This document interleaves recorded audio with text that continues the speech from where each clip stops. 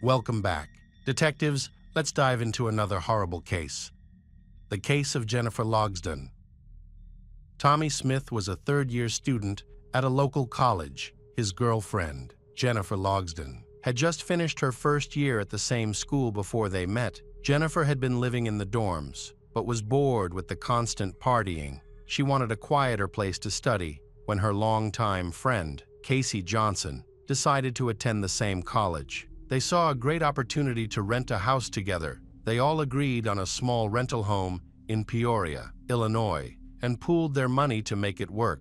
Everything seemed fine until a hot summer day. On July 19, 1991, at that time, 20 years old, Tommy and his 19-year-old fiancée, Jennifer, were busy preparing for their wedding. They planned to start a family after finishing their education and securing jobs. They are enjoying the weekend. With Casey, the three of them had been living together for a while, getting along well and supporting each other. Tommy and Jennifer even intended to continue living in the house after their wedding. On the evening of July 19, 1991, Tommy, Jennifer, and Casey gathered to watch a movie together. They chose a horror film by Stephen King. They set up a mattress taken from the bedroom, prepared some snacks, and made themselves comfortable. It seemed like a typical evening, and no one could predict the nightmare that was about to unfold. After a while, Jennifer fell asleep, followed by Tommy, while Casey went to a different room to sleep. In the middle of the night, Jennifer woke up to a terrifying scream coming from nearby. Feeling confused and bewildered in the darkness, she noticed Tommy fighting with a stranger. The attacker was a large black man with bloodshot eyes and a knife in his hand. Despite looking very intimidating, Tommy fought fiercely with the attacker, who struck him with many powerful blows. Obviously, this tall man was stronger and more aggressive than Tommy, but Tommy still fought back with all his might. Jennifer felt confused and helpless. She noticed something strange. The attacker had socks on his hands while his feet were bare. She realized that Tommy was losing strength, but she herself was unable to move due to shock and fear. Tommy was attacked in the chest and neck when Tommy collapsed. Jennifer knew that the attacker was going to continue. He aimed at her and attacked with the knife, desperately. Jennifer fought back with all her strength. At one point, she managed to overpower the attacker and take the knife from him, but she had already sustained serious injuries and could no longer fight. The knife slipped from her hand and fell to the floor. The attacker picked up the knife again and attacked her, quickly knocking her unconscious. At that moment, a conversation could be heard coming from the room where Casey was sleeping. Realizing the danger, Casey called 911 for help.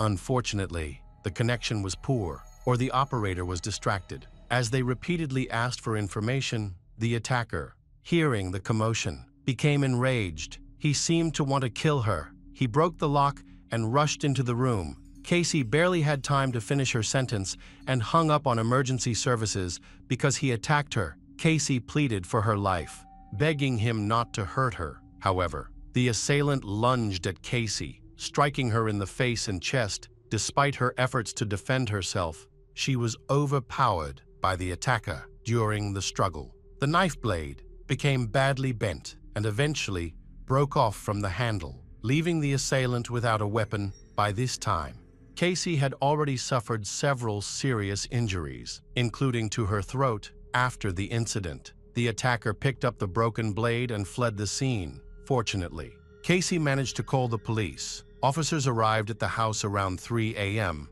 Upon entering, they were met with a horrifying sight: items scattered and equipment damaged, indicating that a violent struggle had taken place. Amidst the chaos, they found Tommy lying unconscious on the floor, with multiple injuries. Despite his injuries, he bravely protected Jennifer and Casey. Fortunately, Jennifer and Casey were still alive and remained conscious for several minutes. After the police arrived, paramedics were on the scene. Attempting to save them, Jennifer seemed to be the most distressed. She expressed her fear of death and begged for help for Tommy and Casey. At that time, her boyfriend, Tommy, was unconscious, very pale, and had lost a lot of blood, but but he was still breathing. Afterward, both Jennifer and Casey believed that they had survived the attack thanks to Tommy's brave actions. The attacker hit Tommy so hard that his knife bent and he lost much of his strength as a result. He was no longer able to inflict deep wounds, only superficial ones, however.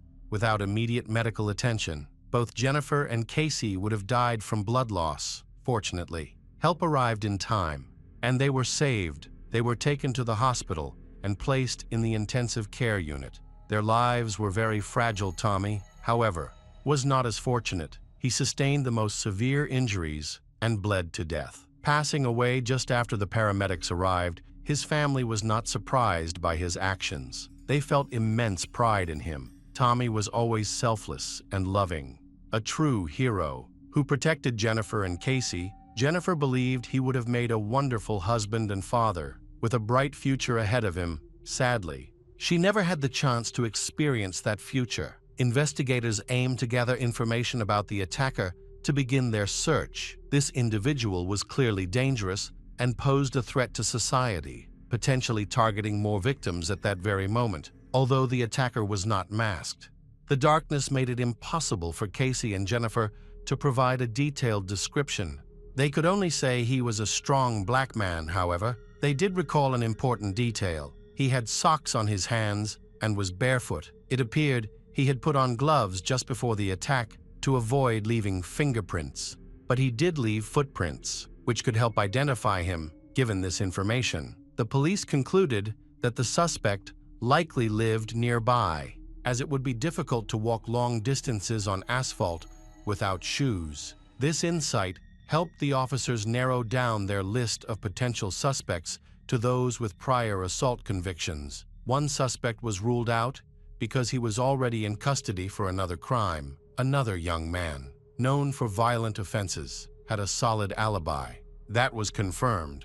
The police had only one suspect left to investigate: Jennifer's neighbor, Jean Brown, 27 years old, who lived across the street. When the police went to Jean's house to check, they found a blood stain on the mosquito netting of a window. Jean explained that the blood came from a cut he had sustained in the kitchen the night before. However, this explanation was not convincing and made him the prime suspect. He was taken to the police station for questioning. Meanwhile, the forensic scientist was investigating the crime scene for evidence and found several important clues. One clue was an invitation to a party that Jennifer, Tommy, and Casey were planning for the following weekend. It had fallen to the floor during the struggle. They also found human footprints on the ground. These footprints indicated that the attacker was barefoot, which could lead to valuable clues upon comparison.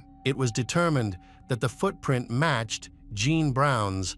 Additionally, forensic experts discovered tiny drops of blood in his hair. Jean understood that he was facing serious charges that could result in severe penalties. The investigators were pressuring him and encouraging him to confess so that he could receive a lighter sentence. Eventually, Jean began to share his version of events. He claimed that he only intended to confront Tommy, but when Tommy resisted, he lost control. Jean noticed that Jennifer had woken up, and, in a panic, he attacked her as well. Hearing a noise from Casey's room, he thought his only option to avoid arrest was to eliminate everyone in the house. However, he could not explain why he attacked them. The police were actively gathering evidence, confirming that Jean had broken into the house at night with the intention of stealing money and purchasing banned substances, a claim he later made in order not to leave fingerprints. He wore socks on his hands. However, he did not know that footprints were as distinctive as fingerprints. If he had realized this, he might have worn socks on his feet too. His testimony sounds like a detective story, but in reality, it is very unconvincing. Using a knife to try to steal just a few dollars seems absurd. The choice of a house where 3 unemployed students live together may seem strange. What was his plan? How could he buy banned substances without a strategy? These questions didn't align with the overall situation, and it seemed unimaginable that a small robbery could end with 3 people being brutally harmed. In this situation, Investigators suspect that Gene's real targets were Casey and Jennifer. He may have wanted to abuse them. Perhaps that was the reason he attacked Tommy first. To eliminate the main threat to his plan, it appears Gene underestimated Tommy's resistance. After dealing with Tommy, he noticed that Jennifer had woken up and that Casey was already calling for emergency help. At that moment, Gene's plan began to fail in a hurry. He turned his attention to Casey and Jennifer, believing he had already killed Tommy and Jennifer. He quickly tried to attack Casey, grabbed her purse, and fled with a broken knife. The investigation revealed that Tommy was the one who managed to wear out Gene during a prolonged struggle, although he fought bravely. Tommy sustained severe injuries. Casey played a crucial role in the fight. She managed to bend the knife blade and even knocked it out of Gene's hand. After that, the knife became more difficult to wield. Jennifer also suffered injuries, making her one of the most affected individuals alongside Tommy. Jennifer spent a significant amount of time in the intensive care unit, teetering between life and death, in addition to several stab wounds. She had a punctured lung. Fortunately, both she and Casey miraculously survived. Despite doctors' warning that they were extremely close to death, however, they continued to deal with the aftermath of the traumatic experience. One troubling aspect of the investigation was the apparent indifference of the neighbors. They lived in a quiet suburban area, known for its low crime rate, where there is almost no noise at night. Casey, Tommy, and Jennifer cried out for help, but local residents reported that no one heard their screams, not even the nearby neighbors. This silence allowed Gene to leave the scene of the crime and return home without being noticed. If Casey hadn't managed to call for help, she and Jennifer would have bled to death without any chance of survival. Casey was the youngest person present during the attack, only 17 years old. Despite this, she fought back bravely, suffering many injuries in the process. After that, Gene took his crime knife before running away, leaving Casey behind because she pretended to be dead. What ultimately saved her was a call to emergency services. It is hard to imagine the horrors that would have befallen Casey and Jennifer had Casey not successfully called for help. At this point, the 911 dispatcher's response raised many concerns, and the public was outraged by his slow reaction due to a poor connection or lack of experience. He had difficulty responding quickly. He repeatedly asked for clarification, revealing his uncertainty. This delay was significant, and a quicker response might have saved Tommy during the subsequent interrogation. Gene provided more details about that tragic night. He claimed that he had been at home all day and that he was using banned substances, with his last use occurring just before dinner with his family. Then, when he ran out of banned substances, he decided to rob two young neighbors, Casey and Jennifer. For some reason, he was unaware that Tommy lived there permanently and that they had no money. It seemed that he had not planned the crime. It was a spur-of-the-moment decision. Gene was looking for an easy way to get money through theft so he could buy more banned substances. Gene had invaded their home with extreme brutality, shocking the community once again. The incident drew attention, particularly because it involved Gene, an African American, and banned substances. It was a senseless attack on young, promising individuals. Detectives suggested that the motives behind this aggression could include financial gain, a need for intimacy, and possibly envy and hatred towards more successful individuals, specifically attractive young women like Casey and Jennifer. It seemed he aimed to destroy something beautiful. The robbery appeared to be a tactic to lessen his culpability and secure a lighter sentence. However, these were empty justifications, given that the victims included the deceased Tommy and two seriously injured girls, Casey and Jennifer. Consequently, Gene faced charges of attempted murder and first-degree murder at the time of his arrest. He was married and had a son. His family was shocked that he chose a life of crime and banned substances instead of a normal life, ultimately severing ties with him. Nonetheless, they weren't entirely surprised by the incident. This was not his first crime. He had previously committed robberies and engaged with banned substances, however. His earlier criminal behavior had not been as brutally violent due to the overwhelming evidence and Gene's confession. Investigators quickly secured a search warrant for his house. In his room, they found physical evidence. He had not managed to dispose of the items. Forensic experts discovered that these items were soaked in blood. DNA testing confirmed that the blood belonged to Tommy, Casey, and Jennifer. However, by that time, Gene began to retract his statements. He claimed that he was cut by broken glass while taking out the trash in the evening, causing injuries to his arms and legs. To challenge Gene's account, special tests were conducted. It is common for criminals to injure themselves during knife attacks, particularly when the knife strikes a hard surface like a bone. This can cause the hand to slip onto the blade. Gene had cuts that matched the typical injuries seen in such cases. His hands and the knife were covered in blood, and he often displayed aggressive behavior. But at that moment, he was so enraged that he did not feel pain, given that Gene was a suspect from the beginning of the investigation and that sufficient evidence was found against him. Resisting was futile. In addition to the items found in his room, they also discovered a deformed knife blade from a pen that he had taken with him. The strongest evidence against Gene was microscopic blood droplets from Tommy found in his hair. This evidence provided enough reason to file charges. He was arrested just hours after the massacre, leaving him no time to dispose of the evidence. At that time, the crime was punishable by death, a penalty that was abolished in 2011. The defense attorney began to build a case, claiming that Gene was insane, arguing that he was unaware of his actions. They pointed to the fact that he did not attempt to destroy any evidence, as the murder knife was discovered in his home, along with other incriminating documents. Additionally, the attorney noted that Gene did not wash off the blood or change his clothes, which could indicate that he was not in a sober state. They also highlighted the numerous cuts on his hands as further evidence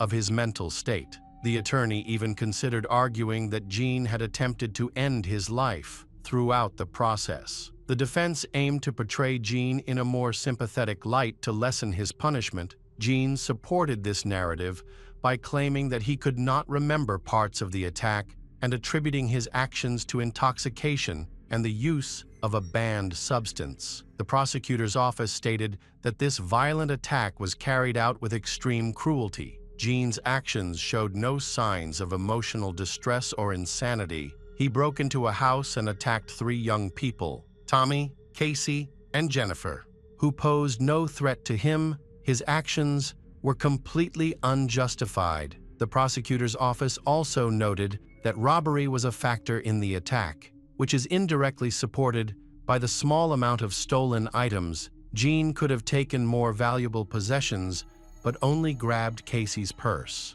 which had little money in it, as he fled. Furthermore, they believe Gene targeted the house primarily because he had malicious intentions toward Casey and Jennifer, with Tommy being the main obstacle. However, Gene's testimony changed several times. Leading up to the trial, he eventually claimed that he did not attack Tommy with a knife. Unexpectedly, he stated that Tommy was the one who grabbed the knife and used it against him. Gene insisted that he overpowered Tommy and took the knife during their struggle. He later fell into a state of emotional distress. Furthermore, Gene denied any intention to rob, claiming he had no idea how he ended up in their house. He attributed his confusion to his unstable mental state during the altercation. A knife handle was discovered at the scene. It seems Gene lost it during the struggle, and since he was fleeing in the dark, he didn't have time to retrieve it, leaving his fingerprints on it.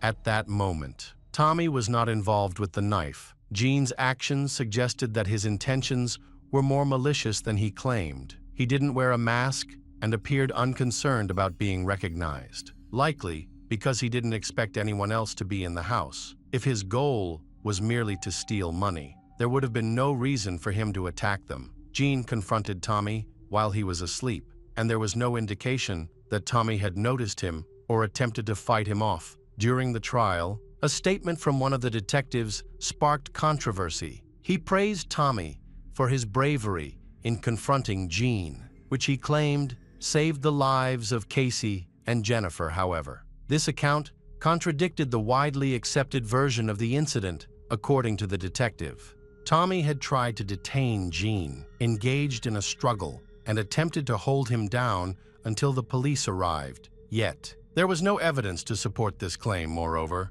even if Tommy had tried, it clearly failed, as Jean managed to injure Casey and Jennifer and escape. Eventually, this version of the incident was dismissed. Surprisingly, Tommy's mother chose not to pursue the death penalty for Jean. Despite having lost her only son, she found the idea of Jean's mother grieving over her child's coffin because of her decision unbearable. Although Jean attempted to show remorse, the jury did not believe him. To avoid the death penalty, he struck a deal with the prosecution. He expressed regret for killing Tommy Smith and stated that he would rather end his life than have caused this pain. He mentioned that if he had known that the banned substance would lead to this, he would never have used it. By pleading guilty to murder and attempted double murder, Jean avoided execution. He was sentenced to life in prison for Tommy's murder, along with an additional 30 years for each of the attacks on Casey and Jennifer,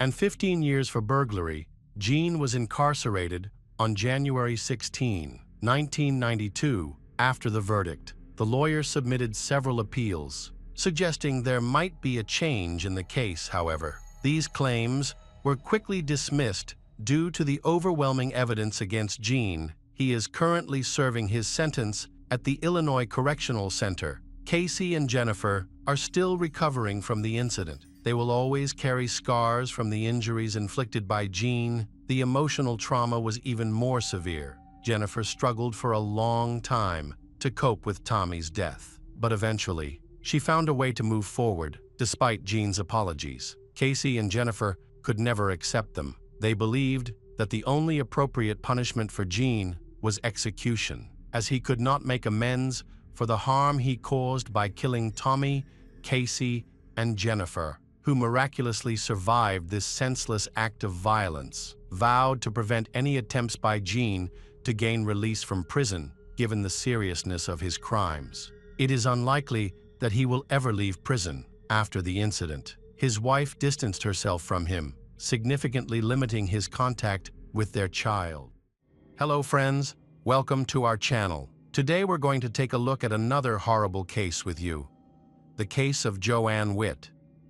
Joanne Witt is a single mother and engineer who raised her daughter, Tyler, on her own during a challenging teenage period filled with rebellion. Despite the hardships, Joanne loved Tyler deeply and tried her best to give her a better life. However, Tyler's rebellion came to a head when she was 14, leading to a devastating tragedy. Joanne suffered from lupus, an autoimmune disease, which made it difficult for her to form healthy relationships with men. Despite this, she had a strong desire to become a mother. She chose to undergo artificial insemination, despite her family's objections due to concerns about genetics. Nevertheless, Joanne went ahead with the procedure. Although her pregnancy was difficult, she eventually gave birth to a healthy baby girl, Tyler. Tyler's struggles began in childhood. She was often naughty, short-tempered, and refused to go to kindergarten, forcing Joanne, who had a lot of work to do, to deal with the situation. One day, when Tyler was 5, she threw another tantrum, screaming and refusing to go to kindergarten. Frustrated, Joanne lost her temper and hit Tyler. A staff member at the kindergarten witnessed the incident and reported it as abuse, prompting an investigation by Child Protective Services. During the investigation, Joanne admitted to hitting Tyler in a fit of anger and expressed remorse for her actions. As a result, Tyler was temporarily placed in the care of Joanne's parents. This situation was extremely difficult for Joanne, who felt alone. She loved her daughter deeply and wanted to reunite with her, so she decided to take parenting classes. Joanne's determination eventually paid off, and after 6 months, she regained custody of Tyler. Their relationship began to improve, and Tyler started to understand and respect her mother. Friends and family noticed their growing closeness. Despite these improvements, Tyler still had occasional tantrums. Joanne did her best to provide a comfortable and prosperous life for her daughter, Tyler. They lived in a 5-bedroom house with a pool in El Dorado Hills, an affluent suburb of California. Tyler had many experiences, including frequent trips to Mexico and Jamaica. However, this period of prosperity did not last long. As Tyler entered her teens, she became increasingly aggressive, leading to serious conflicts between her and Joanne. Although there is no evidence that Joanne was cruel, people close to the family knew that Tyler often insulted her mother. She accused Joanne of being an alcoholic and believed her mother was useless because of her drinking. In fact, there is no evidence that Joanne was an alcoholic. No one ever saw her drunk. She suffered from lupus, which made her face flush and caused her pain when she took medication. A glass of wine on the weekend helped her cope with these difficulties. Unfortunately, it was during these times that Tyler said the harshest things about her mother. When Tyler was 12, she began running away from home, and her academic performance dropped significantly one day. After starting a fight, Tyler hit her mother several times. Tyler then called the police and tried to accuse her mother of abuse and alcoholism. However, Tyler had no visible injuries, while Joanne had multiple injuries to her face, which made Tyler's testimony seem unreliable. The police found no evidence of Tyler's abuse or Joanne's alcoholism, leading them to close the case in late 2008. Tyler then met an older boy named Stephen Paul Culver, and they quickly connected. Like Tyler, Stephen lived in El Dorado Hills. He was generally a nice guy, and Tyler responded positively to him. Stephen was a college student who aspired to be a math teacher and worked part-time at a coffee shop. He was not considered cruel or dangerous. Instead, he was seen as a bit eccentric. Tyler met Stephen at the coffee shop where he worked, and they became friends. After a few months, their friendship developed into a romantic relationship. Tyler often complained to Stephen about her mother, whom she described as an alcoholic and accused of abusing her for years. At the time, Stephen was living with his father, but Tyler wanted to be closer to Stephen. Tyler convinced her mother to give Stephen a room in their house. At that time, Joanne had met Stephen several times and thought he was a nice guy. However, she was concerned about their age difference, as he was 5 years older than Tyler, and she was uncomfortable with having a man living in their house. Tyler's family and relatives were strongly against the idea, but Tyler assured her mother that Stephen was not a threat and that they were like siblings. Joanne did not know that this was a lie. Eventually, Joanne agreed to let Stephen move in. Pretending he was renting a room, he began paying Joanne $500 a month, a small amount that helped supplement the family budget. During the day, he studied and worked, and in the evenings, he helped with housework, tutored Tyler in math, and had dinner with them. Although the arrangement seemed strange, Joanne realized that it was beneficial for her daughter, and she appreciated the extra help around the house. Stephen officially moved into their home in 2009, by which time he had formed a close relationship with Tyler. Joanne did not know about their relationship in front of her. The two teenagers acted like siblings, successfully hiding their romance. Despite Joanne's suspicions, Tyler was able to convince her mother that they were just friends. During this time, Tyler's diary contained interesting entries about her boyfriend, expressing that they were always together, had no problems, and could be intimate whenever they wanted. She declared her love for him, asserting that nothing could come between them. Despite constant arguments with her mother, these never escalated into violence. Tyler's academic performance remained poor. She frequently broke curfew, smoked, and wrote more in her diary. Joanne, sensing potential danger, wrote in her diary that she feared for her daughter's safety. Her concerns were well-founded, as Tyler had a history of self-harm. During this time, Stephen acted responsibly. Noticing that Tyler was having trouble in school, he tried to persuade her not to skip classes and offered to help her with her studies, especially in math. However, despite his support, her relationship with Stephen had a negative impact on her. Tyler became obsessed with him and lost interest in her studies. On May 13, 2009, 47-year-old Joanne returned home and went into the utility room there. She discovered lubricant, some toys, and a small amount of marijuana. Since Stephen kept his belongings in that room, the items were likely his.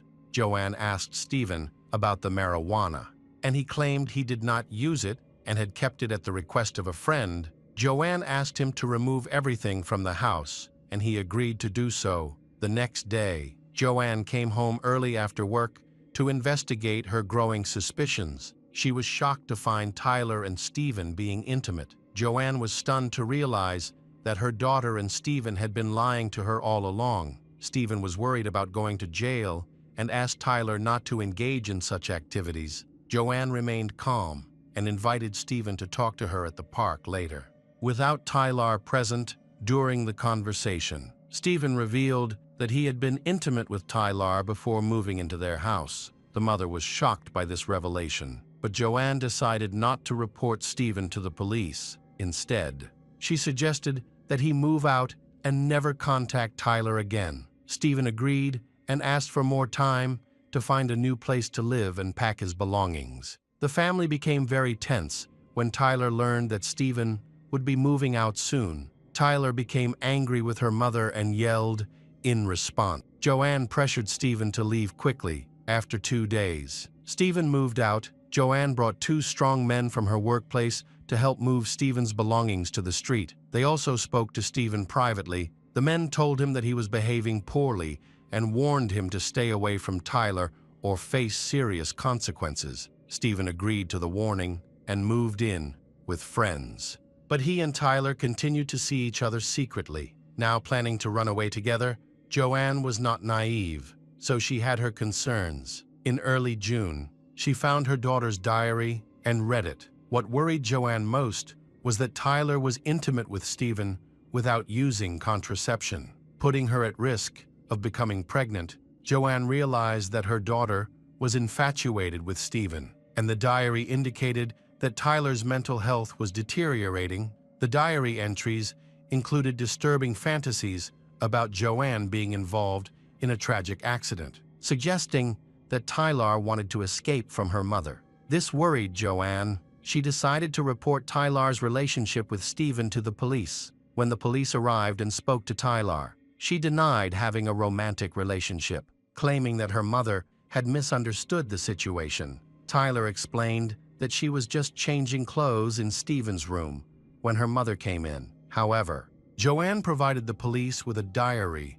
that contained evidence of inappropriate intimacy. She showed the police a towel from Tyler's bed, thinking it might have traces of Stephen's DNA. When Tyler discovered this, they got into a loud argument that was heard by Joanne's neighbors. During the argument, Joanne called the police twice, claiming that her daughter was being aggressive. Patrol officers arrived and took Tyler to the station for questioning, but they released her after a few hours. Meanwhile, Joanne sought psychotherapy for her daughter, concerned that she might have serious mental health issues due to substance abuse. The situation seemed to have calmed down. Eventually, Tyler settled down, and her mother watched over her for the next few days. Tyler kept calling Stephen because she missed him, but due to pressure from the police, she was reluctant to talk to him. Tyler complained of stomach pains, loss of appetite, and migraines. She frequently asked to meet, hoping to gain sympathy. Gradually, Stephen agreed to meet her during the summer school holidays. He would sometimes pick her up, and they would spend time together in his car. When Joanne relaxed her surveillance of Tyler, Stephen started visiting his lover while Joanne was at work. Stephen would sneak through the fence to avoid being seen by the security cameras at the entrance. They continued to be intimate, but the only change in their relationship was how often they could see each other. They could only be together when Tyler's mother was not home, which frustrated Tyler more than ever. She blamed her mother for ruining her happy relationship and forbade them from seeing each other. Tyler also visited Stephen under the pretext of meeting friends, suspecting that their relationship was still ongoing. Her mother went to the police again. The girl was questioned, but she denied her relationship with Stephen. He also denied the relationship during questioning, with no evidence to support these claims. The couple was released once again on June 11, 2009. Joanne returned home from work and took her daughter, Tyler, to the store, exhausted by their recent arguments. Joanne wanted to mend their relationship. She apologized to Tyler for reading her diary and expressed sympathy for her daughter's feelings. To cheer her up, Joanne bought Tyler her favorite candy and ice cream, and Tyler seemed pleased with their reconciliation after returning home. Joanne went straight to her room while Tyler played video games until 10 p.m. Unfortunately, a tragic event occurred that night. Joanne was home alone, so no one immediately noticed that she was missing when she did not show up for work the next day, June 12. Her absence did not immediately raise any alarms. Her co-workers thought she might be dealing with issues related to her daughter and assumed she was busy. Joanne's boss tried to contact her, but she did not answer her calls. Her co-workers later recalled that she had mentioned plans to go on a trip with Tyler, so they believed she was away and decided to wait until Monday to find out more. On Monday, June 15, when she still did not show up for work, her co-worker began trying to contact Joanne. She did not answer her phone. So later in the day, he contacted the police to request a welfare check. In the evening, the police went to her home but were unable to gain entry because no one answered the door. The officers then contacted Joanne's relatives for assistance. They were able to reach her father, who arrived in time and used a spare key to open the door. Inside, they found Joanne lying on the bed, dead for several days. The attacker had left the air conditioning running to slow the body's decomposition. The victim was identified by her father as Joanne. Forensic experts arrived at the scene to collect evidence, while the police began interviewing neighbors and family members. Everyone agreed that Joanne was a kind person with no enemies, but they noted her troubled relationship with her daughter, which had escalated into physical altercations. Police discovered that, shortly before her death, Joanne had reported her daughter's boyfriend to the police. This information aroused suspicion, making Tyler and her boyfriend, Stephen, the prime suspects in the case. As the investigation progressed, the couple was placed on the wanted list. The community was shocked by the murder, and the media reported extensively on Joanne's case. Joanne's co-workers reported that, on her last day of work, she left early to talk to her daughter and comfort her. Joanne remained optimistic about the situation, hoping, until the end, that she could control her daughter's rebellious behavior and that everything would be okay. On June 17, 2009, Stephen and Tyler were walking near a shopping mall in San Francisco when one of the patrol officers recognized them and arrested them. In their hotel room, the police discovered a suicide note, a DVD, and the poison they planned to use. Stephen and Tyler were then taken to Sacramento, where they were questioned separately. At first, the couple refused to talk and denied any involvement in the murder. They appeared confused about the situation and the charges against them. When they learned of the incident, they pretended to be surprised, and Tyler began to cry. Although no tears were shed, Stephen and Tyler were later charged and tried as adults. Despite their age, Tyler, who was only 14 at the time of the massacre, could face life in prison without parole if convicted of first-degree murder under state law. As the investigation progressed, the two shared their stories, which differed greatly. Tyler claimed that the night before the murder, she and her mother made up and then went to sleep in their separate rooms. She played video games until 10 p.m. before going to bed. Tyler went into her mother's room and found her asleep. She noticed a glass of wine on the bedside table and that the TV was on, which angered her. Tyler said that her mother had promised to stop drinking earlier, but had not kept her promise. Furious, Tyler called her boyfriend and told him that it was time to put her plan into action. She planned to mix sleeping pills with alcohol for her mother to drink. However, she did not have the medication available and had to wait for Stephen to finish his shift at 10 p.m. and bring it to her house later. When Stephen parked near the backyard fence and tried to call Tyler, her mother had woken up. Tyler then asked him to wait for about 20 minutes. He ended up waiting for nearly 40 minutes because Tyler did not respond to his calls or messages on various apps. Tyler then called Stephen back. Tyler asked him to come into the house, making it clear that he should use the main entrance, which was quite unusual since he usually came in through the fence to avoid being seen. He spent some time playing with the family dogs in the yard until Tyler invited him in. However, Tyler and Stephen have different accounts of what happened next. Tyler said that her boyfriend grabbed a knife and attacked her mother as soon as he entered the house. They had originally planned to do it together, but Tyler panicked, couldn't go through with it, and ran into the bathroom. There, she covered her ears to block out her mother's screams and the chaos outside. Meanwhile, Stephen tried to convince the police that Tyler had opened the door for him while covered in blood, claiming that's when she attacked her mother. Tyler packed up her things and turned on the TV in her mother's room to make it seem like someone was home. She also turned on the air conditioning to help slow the body's decomposition. Tyler closed all the windows and pulled the curtains, and with Stephen's help, they burned the bloody clothes in the fireplace. Tyler then showered and changed into new clothes. They then went to a nearby parking lot to rest and regain their strength before planning their escape. They had planned a trip to San Francisco afterward. They met their mutual friend, Matthew, and told him they were leaving, but initially withheld details about their destination and the reason for their trip. However, by the end of the conversation, they chose to reveal the truth to Matthew. This confession later became crucial evidence against them. Stephen confessed to Matthew that he had attacked Joanne in her neck and abdomen. However, the medical examiner found no injuries to her abdomen. Stephen later claimed that he had lied to protect his girlfriend before their arrest. The couple attempted to carry out a plan to die in the hills. They spent time visiting various locations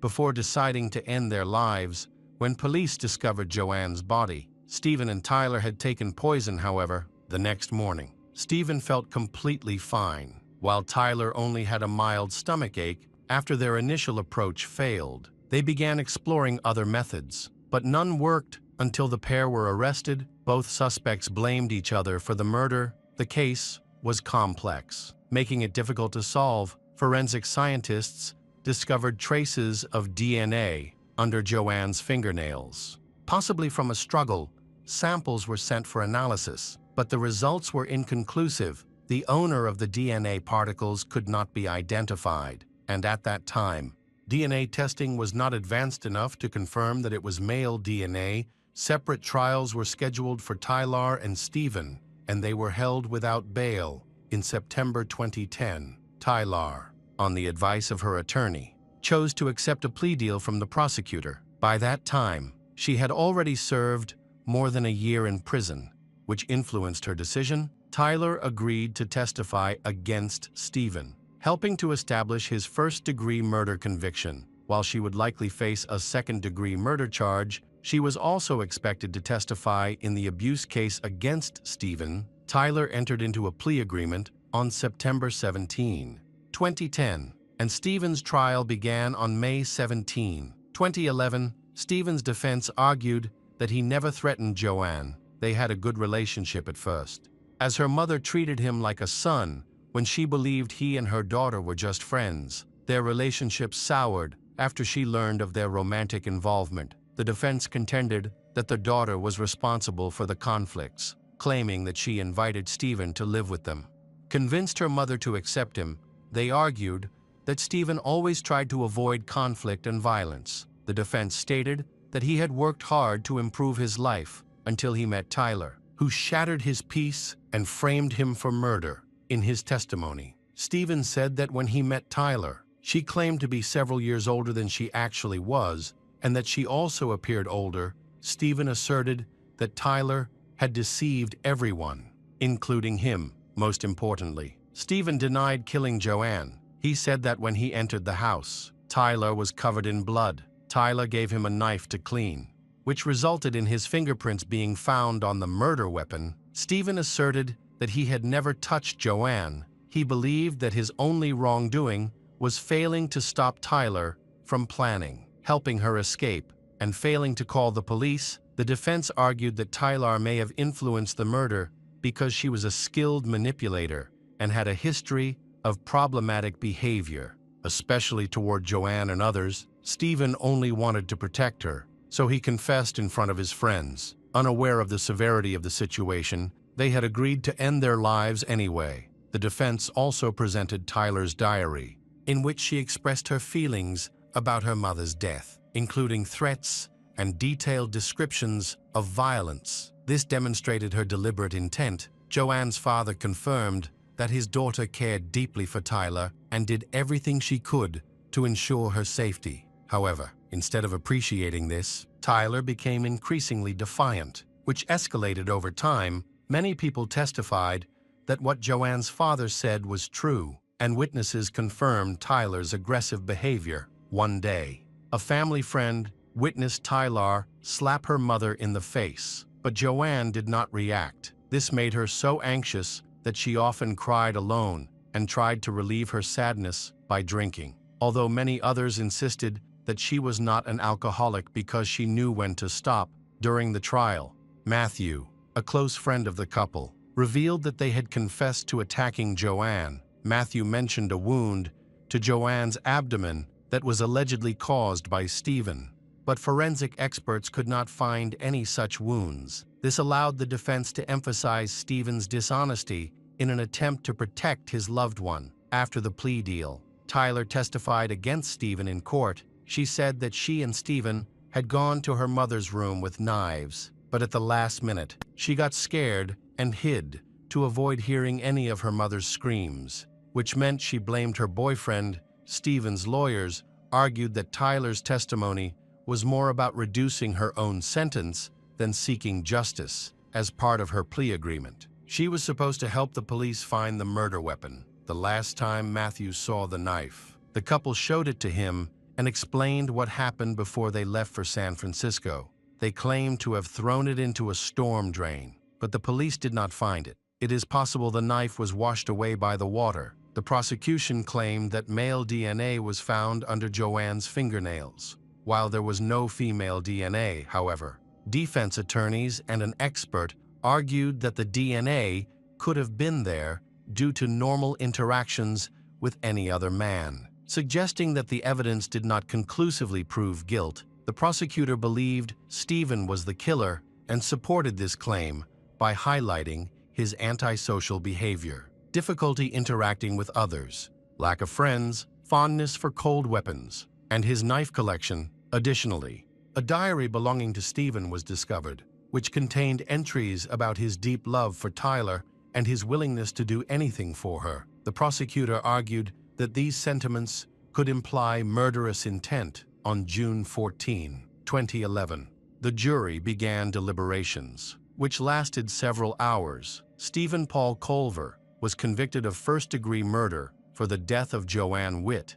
He broke down in tears as he left the courthouse. Joanne's father was upset that his granddaughter described Joanne as an alcoholic who would incite violence against her own child. In his view, this description did not reflect the truth. Joanne had devoted her life to ensuring Tyler's happiness instead of receiving gratitude. She suffered a tragic fate. On August 12, 2011, the judge announced the verdict. Stephen Paul Culver was sentenced to life in prison without the possibility of parole. Meanwhile, Tyler Witt pleaded guilty to second-degree murder, waived his right to a jury trial, and waived his right to appeal. Tyler Witt was sentenced to life in prison with the possibility of parole after 15 years.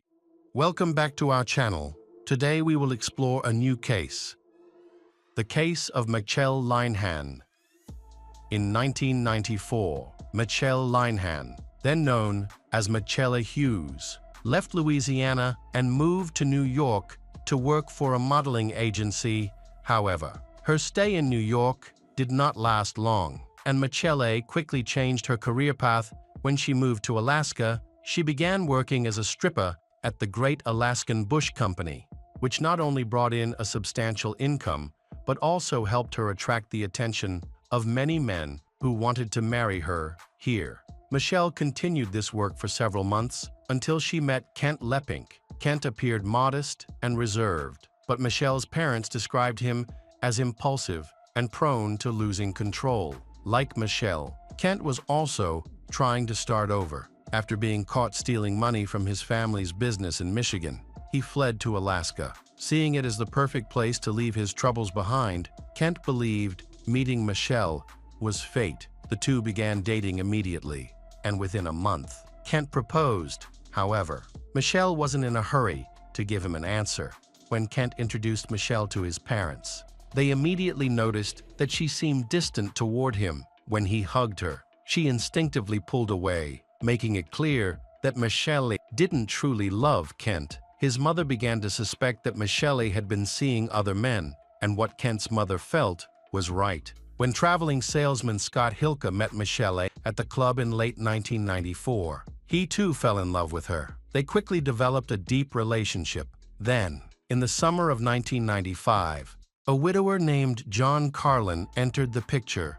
John, a single father who had recently lost his wife to cancer, although soon discovered Michelle's other relationships. He had already fallen in love with her and also proposed. Remarkably, both Kent and John, the two men, were aware of each other for several months. John, Kent, and Michelle even lived in the same house in Anchorage. This wasn't just a love triangle, it was a complex web of relationships. People at the strip club where Michelle worked believed she was simply skilled at manipulating others. She took full advantage of her relationships, receiving money, lavish gifts, and financial support from her admirers. Other dancers didn't find the gifts unusual, as club patrons often gave such presents to gain the women's attention. However, no one truly believed Michelle intended to marry any of these men. All of them were at least 10 years older than her,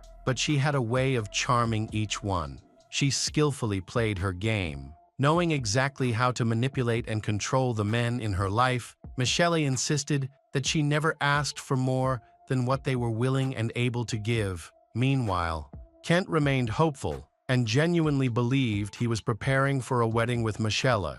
In preparation for this momentous occasion, Kent's father planned to travel to Anchorage in the spring of 1996 to meet his future daughter-in-law. However, shortly before his arrival, she suddenly disappeared.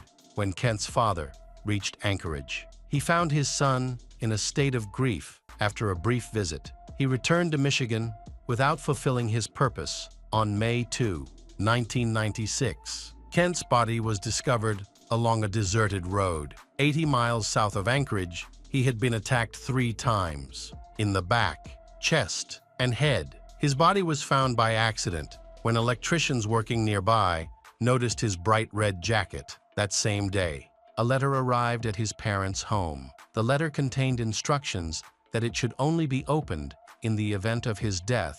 When his parents received the letter, they immediately tried to contact him, but were unable to reach him. The exact time of Kent's death could not be determined, but forensic experts estimated that he had died 1 or 2 days before his body was discovered. Shell casings were found near the body, but the murder weapon was missing. When the Lepink family learned of the tragedy, Kent's mother immediately remembered the letter her son had left behind, still sealed as he had instructed. At the same time, investigators at the crime scene were unaware that critical evidence was not there, but was instead in the possession of Kent's parents. The letter said that if he died under suspicious circumstances, John, Michelle, or Scott Hilka could be held responsible. He also requested one more thing, which was to ensure that Michelle would spend a long time in prison. Kent clearly suspected Michelle and one of her lovers of plotting to kill him.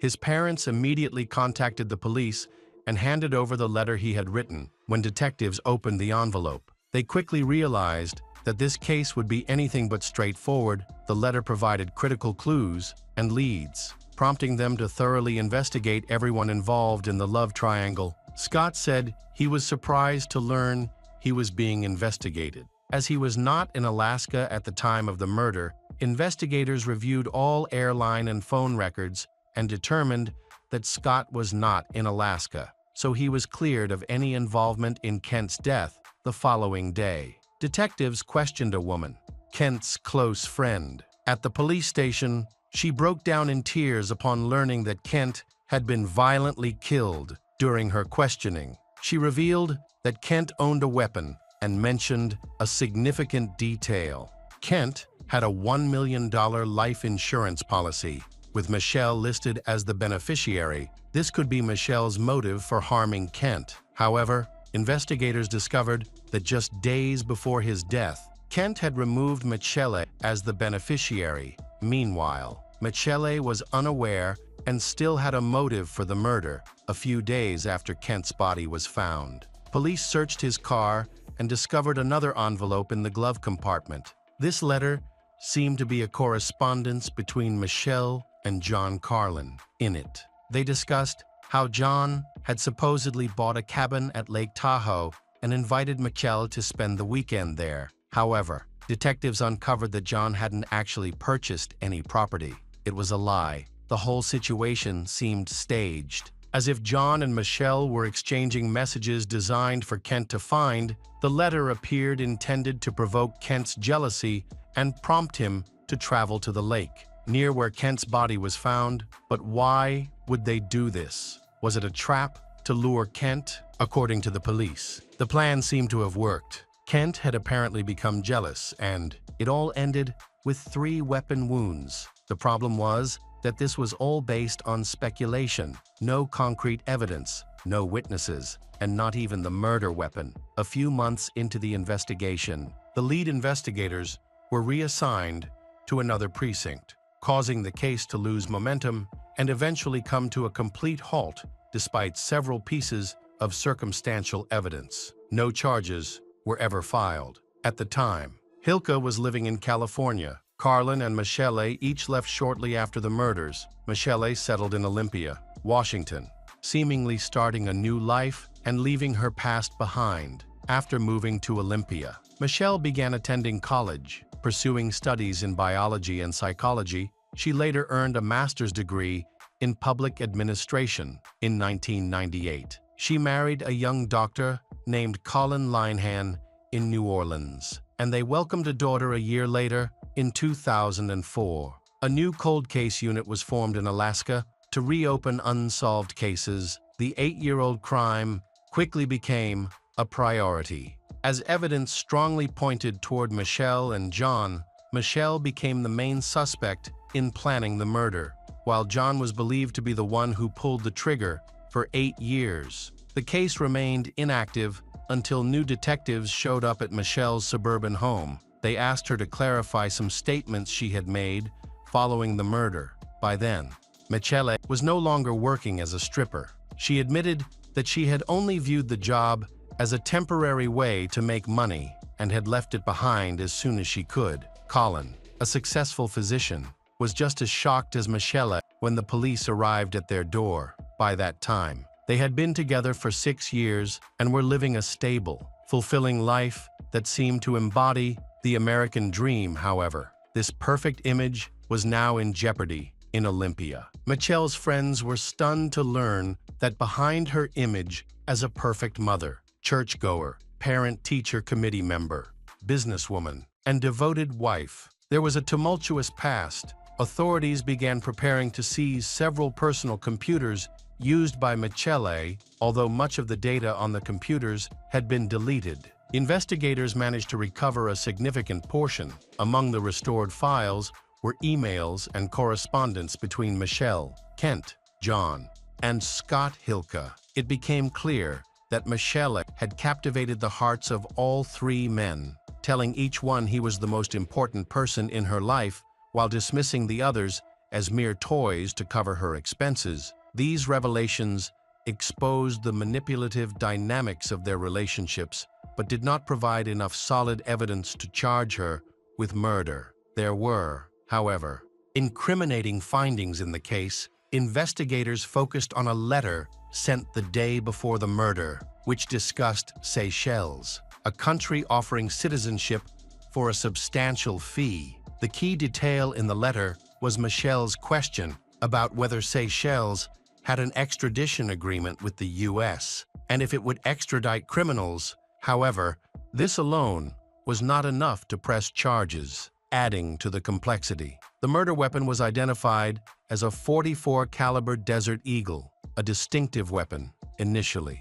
John denied ever owning such a weapon, however. A surprising witness came forward, John's son, who was a child at the time of the crime but had grown into an adult by 2005. He decided to assist in the investigation of this decades-old case, which he had partially witnessed. The son revealed that shortly before the murder, his father had purchased a weapon after seeing a newspaper ad. He claimed to have seen the weapon the day after Kent was killed. It was in the bathroom sink, being cleaned with some kind of chemical, and his father appeared to be handling it carefully. The son could not identify the weapon's model or describe its appearance in this tangled love triangle orchestrated by the dancer. It seemed possible that John had been the one to acquire the weapon from the beginning of the investigation. Michele insisted that she was cooperating with law enforcement and denied any involvement in Kent's death. By the fall of 2006, investigators believed they had gathered enough evidence to charge both Michele and John Carlin with first-degree murder. Michele was able to post bail immediately and return to her family in Washington while awaiting trial. Although she was required to wear an ankle monitor and adhere to strict restrictions, John, however, was denied bail and spent 6 months in custody before the trial, maintaining his innocence throughout. In court, the prosecutors portrayed Michele as a cunning manipulator who sought to profit from the romantic entanglements she had created. Michele's attorneys argued that the case against her was based entirely on circumstantial evidence, giving them hope for a favorable verdict. John's legal team, on the other hand, shifted suspicion to others, even accusing John's own son, who had testified against him. They claimed Michele was the true mastermind behind the murder, a manipulative seductress who orchestrated the crime, possibly by co-in-court, convincing someone else to carry it out. The defense proposed several theories, including the claim that Michele herself had killed Kent, one of her lovers. To collect a $1 million insurance payout, the prosecution argued that John had spent a large amount of money on Michele, whom he deeply loved. When one of her other lovers pulled away, they claimed the only obstacle between John and his happiness with Michele was Kent. Prosecutors alleged that John and Michele had crafted a plan involving a fake letter to lure Kent to the location where he was murdered. Asserting that this letter had set the crime into motion, John contended that the letter was merely a joke created by Michele to make Kent jealous and end their relationship. The prosecution went on to present Michele's exchanges with her lovers, including one between her and John, who stated that he would do anything for her, even risk his life. To the prosecution, this suggested that her lovers might have been willing to commit murder for her. They also highlighted emails referencing the Seychelles and escaping justice, which they argued reinforced their case. The defense countered that, aside from circumstantial evidence, most of the emails were vague and open to multiple interpretations. After 4 days of deliberation, the jury found John Carlin guilty of first-degree murder. John was sentenced to 99 years in prison when Michele's trial began. She claimed that she never considered Kent her fiancé, as she had repeatedly turned down his marriage proposals and had agreed only to marry Scott. However, Scott and Michele's relationship fell apart before the crime occurred. The defense argued that Kent had significant personal issues. Claiming he had become a nuisance to Michele, they alleged that he stalked her, monitored her every move, gathered information about her bank accounts and phone records, knew her social security number, and even read her emails. Over time, Michele reportedly realized he was stalking her and began to fear him. She supported these claims, which angered Kent's parents, who accused her of distorting the story. Michele's defenders also described Kent as an unusual individual who had been struggling with mental health problems. They attributed the disturbing letters he sent home to his mental state at the time. The defense attempted to clarify Kent's misconceptions regarding his relationship with Michele. He was fully preparing for a wedding despite her refusal. In the end, it was supposedly too difficult for him to acknowledge that he had been so mistaken, and thus, revenge seemed like a viable option to him. However, the defense argued that this did not make Michele a bad person, let alone a murderer. They also raised concerns about the email exchanges, contending that it was inappropriate to edit or delete portions of the messages to leave only incriminating statements. The defense further disputed the assertion that Michele had committed the crime or that she was the mastermind behind it. Under Alaska law, if it could be proven that Michele was involved in planning the murder, her actions would legally be considered equivalent to pulling the trigger. Even the attorneys expressed concerns that Michele's past might prevent the jury from recognizing her as the educated wife and mother she had become. Surprisingly, a former dancer who had worked with Michele at a club testified for the prosecution. This witness kept a detailed diary in which she noted the favorite films of her friends and acquaintances. She claimed that Michele was particularly obsessed with the 1994 film, The Last Seduction, a story that paralleled Kent's case. In the movie, the female protagonist manipulates her lover into killing her husband to collect insurance money. The witness asserted that Michele often referred to this film as her favorite, admired the lead character, and aspired to be like her. The defense disputed the testimony, stating that Michele did not have access to a weapon matching the one used in the crime. Additionally, the defense argued that Michele had taken steps to remove herself from Kent's insurance policy shortly before the murder. The prosecution countered this claim, arguing that Michele was not canceling her involvement, but merely clarifying beneficiary details. However, Kent had already changed the beneficiaries before his death, leaving Michele with nothing. During the hearings, Michele remained calm and chose not to testify before the jury, consistently asserting her innocence and claiming she had nothing to hide. The defense presented her husband, Colin, as a key witness to challenge the claim that Michele could be a murderer or the mastermind behind the crime. Colin played a crucial role in defending Michele's character, which the prosecution had tried to tarnish. He shared that, although he was aware of Michele's past work as a stripper, he admired her determination to take that job to pay for college and create a better future for herself. The defense argued that the prosecution's case against Michele relied entirely on circumstantial evidence and lacked any concrete proof. The trial lasted 5 weeks, followed by 2 days of jury deliberation. On October 22, 2007, Michele was convicted of first-degree murder. The verdict was devastating for Michele. Her fiancé Colin and their daughter, Kent's relatives, feel relieved and partially fulfill Kent's last wish before he was killed. Michele's attorney, however, was determined to keep fighting. The defense team filed an appeal, focusing on the missing murder weapon and the questionable evidence used to convict her. The rare weapon, believed to have been used to kill Kent, could potentially exonerate her, but it had not been found even more than a decade after the crime. After John Carlin began serving his sentence, he reportedly admitted to owning a weapon matching the description, a Desert Eagle of the same caliber as the murder weapon. John claimed he had lied earlier out of fear, believing he was being hunted and would be jailed based on his testimony. According to him, his weapon went missing shortly before the crime, but later reappeared. He explained that he had been forced to clean it with a chemical solution to remove fingerprints and then disposed of it by throwing it into a garbage container. All the while, John continues to insist that he did not kill Kent. After the hearings, Michele was sent to a women's prison in Alaska, where she awaited sentencing. She was eventually sentenced to 99 years in prison. During this time, Michele's husband frequently traveled to Alaska to visit her, striving to support both her and their family.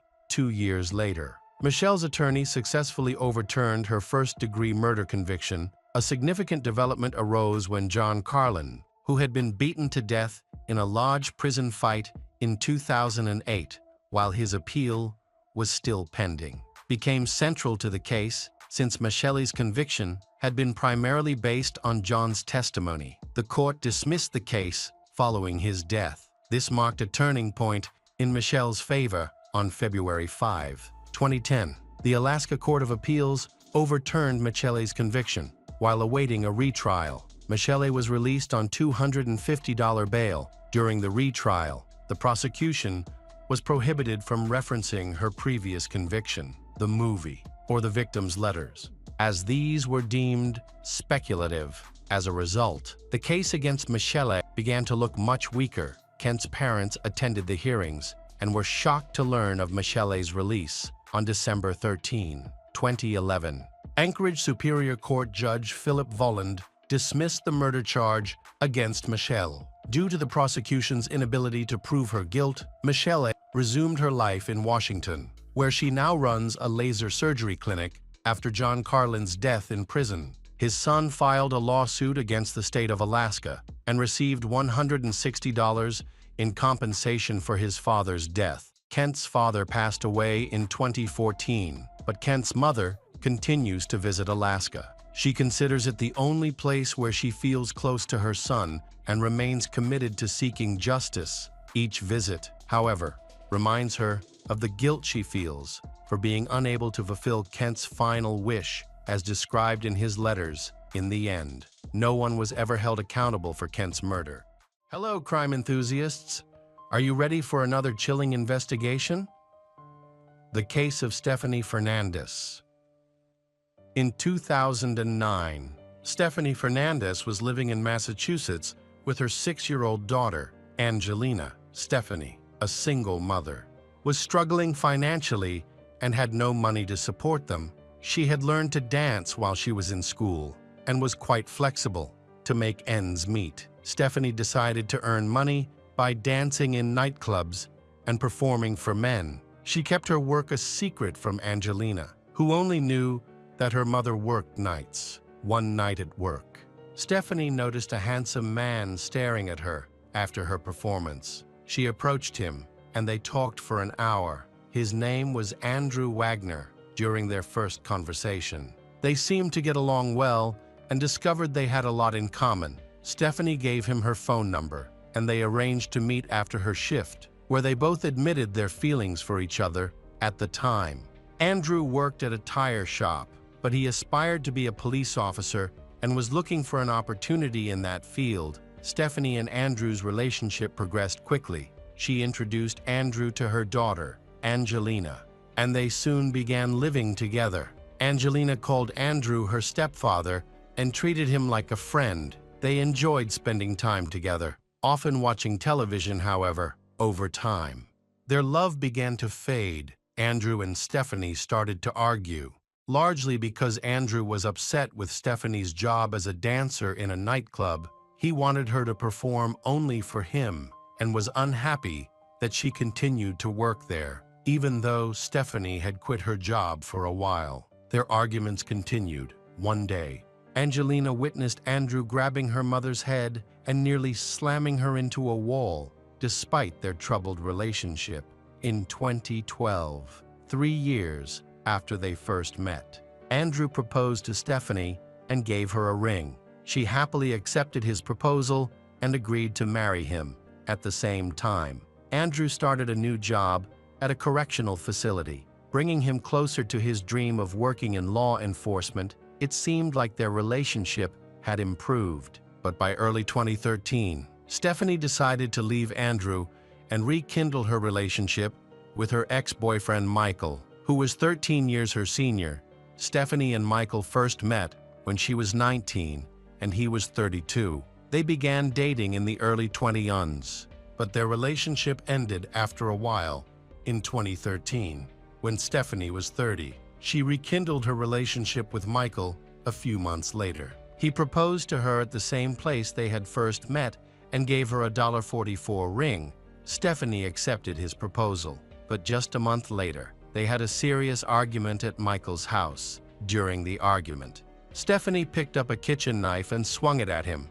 Michael disarmed her, and it seemed like the matter was resolved, however. The conflict escalated during another argument. This time, Stephanie picked up a knife again, and Michael defended himself by using a chair as a shield. Stephanie stabbed the chair 4 times before leaving the room. Concerned for their safety, Michael gathered all the knives in the house and hid them. After these incidents, Michael decided that he did not want to marry Stephanie anymore and broke off the engagement just a month after the proposal. In late 2013, Stephanie got back together with Andrew and moved into a new house with him. After moving to their new home in Massachusetts, tensions flared again between Andrew and Stephanie. They decided it was time to plan for a pregnancy and set a wedding date for October 2014. On the evening of May 7, 2014, Stephanie put her daughter Angelina to bed on the 2nd floor and went into the kitchen to prepare dinner. Andrew was in the living room, watching TV. That night, they each had 2 glasses of wine. During the conversation, Andrew began asking Stephanie what she had done that week while he was at work. Andrew accused Stephanie of cheating on him, and the couple began to argue. After a while, Andrew expressed a desire to be intimate, but Stephanie refused. In a fit of anger, he threw her onto the couch, grabbed her by the neck with one hand, and tried to pull down her pants. He then grabbed a nearby weapon and pointed it at Stephanie's head, threatening her. When Andrew backed away, and Stephanie quickly ran into the kitchen to grab a knife, telling him to stay away from her. After this encounter, Andrew became even angrier. He grabbed her head and tried to smash it against the wall. In desperation, Stephanie attacked him with the knife.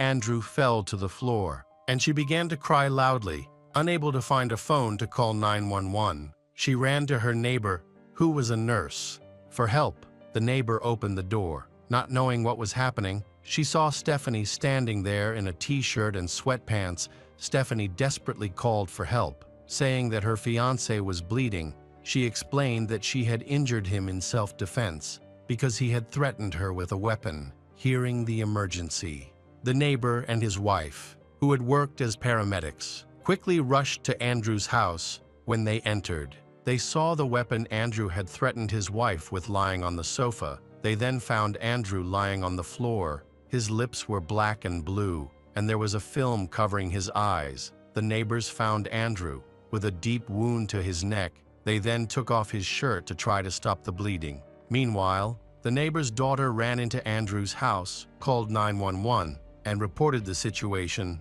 During this time, Stephanie was nearby, screaming and crying nonstop. At one point, she pushed Andrew, trying to wake him up. The neighbors yelled at Stephanie to stop and told her to be quiet. They then did everything they could to save him. At this point, Stephanie's screams woke up her daughter, Angelina, who was sleeping on the 2nd floor. She left her room and went downstairs. Angelina saw a horrifying scene, prompting Stephanie to order her to go back to her room and away from the traumatic scene. At this point, Andrew had stopped breathing. The neighbors began CPR and continued until the police and ambulance arrived. Paramedics instructed the neighbors to stay back while they assessed Andrew's condition and took him to the hospital. The police then searched the house and discovered a kitchen knife on the bathroom floor, which was determined to be the murder weapon. Angelina was taken to stay with a relative, worried about her mother. She became hysterical. Stephanie was taken to the police station, where she was questioned for 3 hours. She cried and begged for information about Andrew. Expressing her love for him and her family, she was extremely distressed, saying that she did not care about her fate as long as Andrew was alive. During the questioning, Stephanie asked about her daughter. The police also noted a large bruise on Stephanie's face and a bite mark on her hand. At the end of the interrogation, they informed Stephanie that Andrew had died in the hospital. Upon hearing this, Stephanie confessed that she had attacked Andrew with a knife in self-defense, stating that she had no other choice. After her confession, she was arrested and charged with first-degree murder. The medical examiner determined that Andrew died from blood loss due to his injuries, and his injuries indicated that he had not attempted to defend himself. There was a small amount of alcohol in his blood. On June 13, 2014, nearly a month after the incident, Andrew's father went to his son's house to change the locks and discovered that someone had cleaned the house and wiped all the blood off the walls and floors. It was revealed that Stephanie's sister had hired a cleaning service, which cleaned the house on May 20.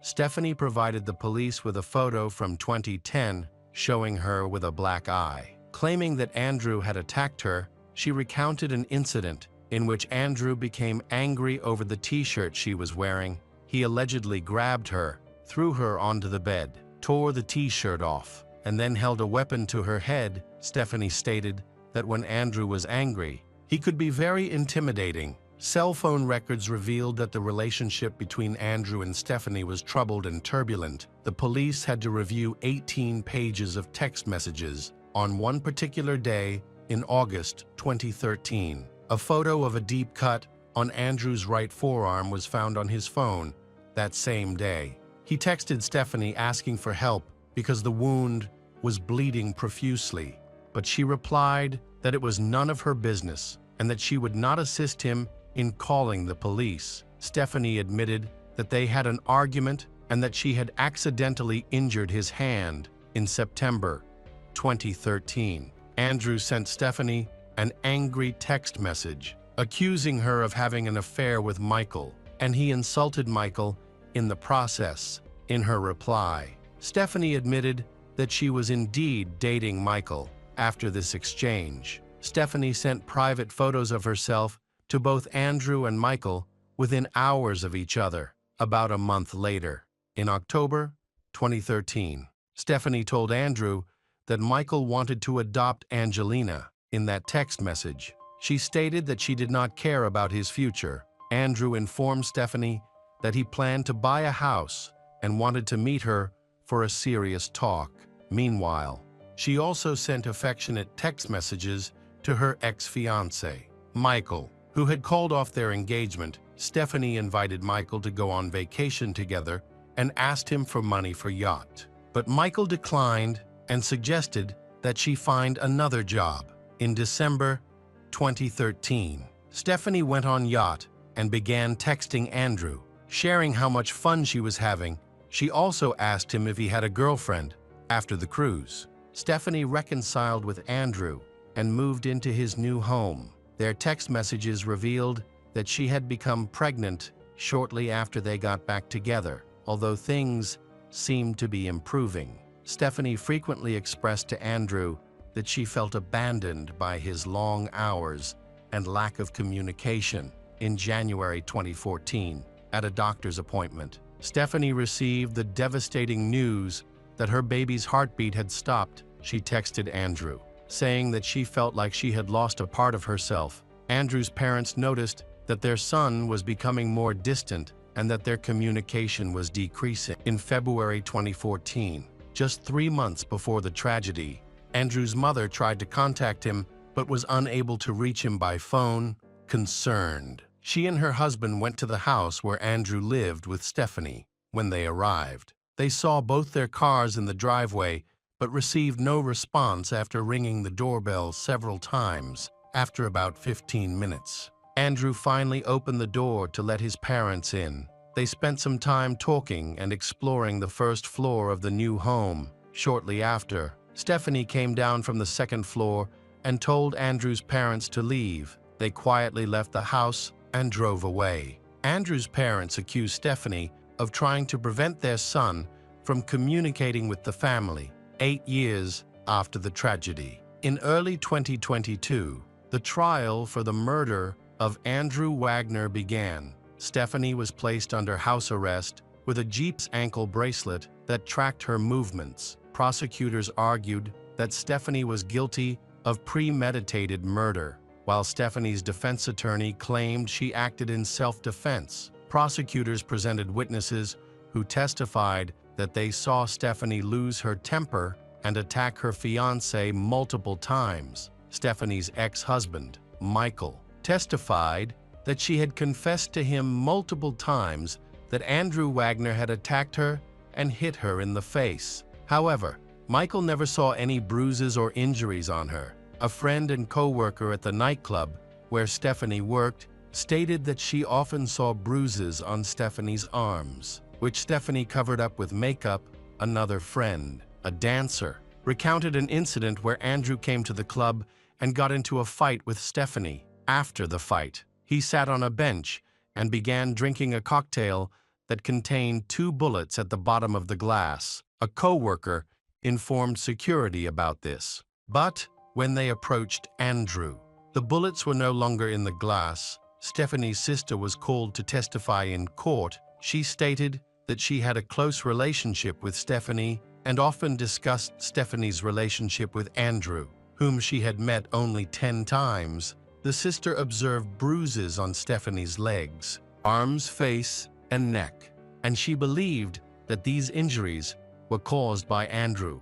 Despite this, Stephanie continued to defend him to their family. Stephanie's sister shared another disturbing incident that occurred during a karaoke night with Stephanie and Andrew. During that night, the couple got into a fight due to Andrew's jealousy, and he attacked Stephanie in a bathroom stall. When she emerged, she was crying and her hair was disheveled. Stephanie begged her sister not to reveal what had happened. When they returned home, tensions flared again between Stephanie and Andrew, prompting her sister to comment on the bathroom fight. This remark only added to Andrew's anger, causing him to throw Stephanie to the ground and threaten her with a weapon. Fortunately, he soon released her. After the incident, Stephanie's sister urged her to break up with Andrew. Despite these events, neither of them reported the violence to the police. Stephanie reflected on what had happened. She felt confused and uncertain about her next steps, lacking money and housing. She lived with Andrew and endured his abuse. The judge found Stephanie Fernandez guilty of manslaughter, and she was sentenced to 10 years in prison. Her daughter, Angelina Fernandez, is now studying to become a psychologist. She looks forward to working in court, supporting victims and their families, and eagerly anticipates the day she can be reunited with her mother. Welcome back to our channel. Today we will explore a new case, the case of Robert Denton. Bristol is a city in Sullivan County, Tennessee, United States. The surrounding landscape is dominated by hills and forests. Among the trees are scattered homes, many of which sit on secluded plots of land, slightly removed from the roads below. At approximately 5:45 p.m. on August 29, 2015, a local homeowner who worked the night shift and was asleep at the time was awakened by the sound of gunfire. He recounted stepping out onto his porch, looking around, and then heading back inside. He initially thought everything was normal since there was a hunting site nearby. However, he found it strange that this time the gunfire was rapid and stopped abruptly. Another local resident was in his backyard when the shooting began. He said he heard 10 to 12 shots followed by shouting, with the entire incident lasting less than a minute. After the sound of gunfire stopped, he saw a man running down the driveway of a neighboring house, where the driveway met the main road. The trees cleared, making the scene visible. The man attempted to get into a car to escape, but his pursuer was close behind. A few more shots rang out before the car sped off down the road. That evening, 19-year-old Robert Denton called 911 after being attacked in his left arm. Despite his injury, he managed to drive to a neighbor's house to contact emergency services. Robert reported that his grandmother, mother, and stepfather had been attacked within 5 minutes. Police arrived and began searching for the shooter. Soon, the narrow rural road was filled with ambulances. A medical helicopter landed in a field near the scene to take the surviving victims to Johnson City Medical Center. Inside the home, officers found 2 women dead. Lena Rose, 57, and her daughter, Toshia Milhorn, 39, Toshia's husband. James Milhorn was found unconscious on the porch with severe injuries. He was taken to hospital but later died at the time of the shooting. 6 children were in the house. 5 were siblings, and the 6th was a visiting friend. A 7-year-old girl sustained non-life-threatening injuries, and none of the other children were harmed. Toshia and James had been married for about 4 years. Both also had children from previous marriages. James worked as a paramedic and firefighter for several agencies. He enjoyed restoring old cars and doing mechanical work in his free time.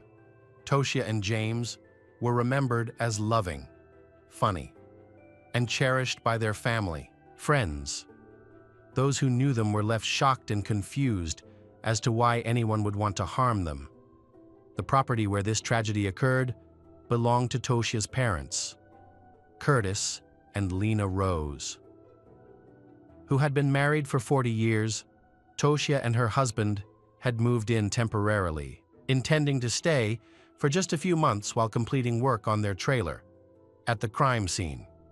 Curtis said that, after he found out relatives were attacked, Robert had already run out of the house and was fleeing down the driveway, believing his grandson was responsible for the murders. Curtis chased after Robert while running. Curtis called emergency services and caught up with Robert at the end of the driveway. He fired one attack that hit Robert's car window and another that struck Robert in the arm, despite being wounded. Robert managed to flee in his car when the police arrived. Curtis directed them toward Robert, but by then, Robert had already disappeared behind the house's back door. Near the laundry room leading to the kitchen, a rifle and a camouflage jacket were found on the ground, which was identified as the murder weapon. 7 shell casings were recovered at the scene, matching the ammunition Robert had with him when emergency responders transported him to the hospital. Investigators determined that Robert had purchased this weapon at a military surplus store. A few weeks prior to the incident, a manhunt was launched for Robert.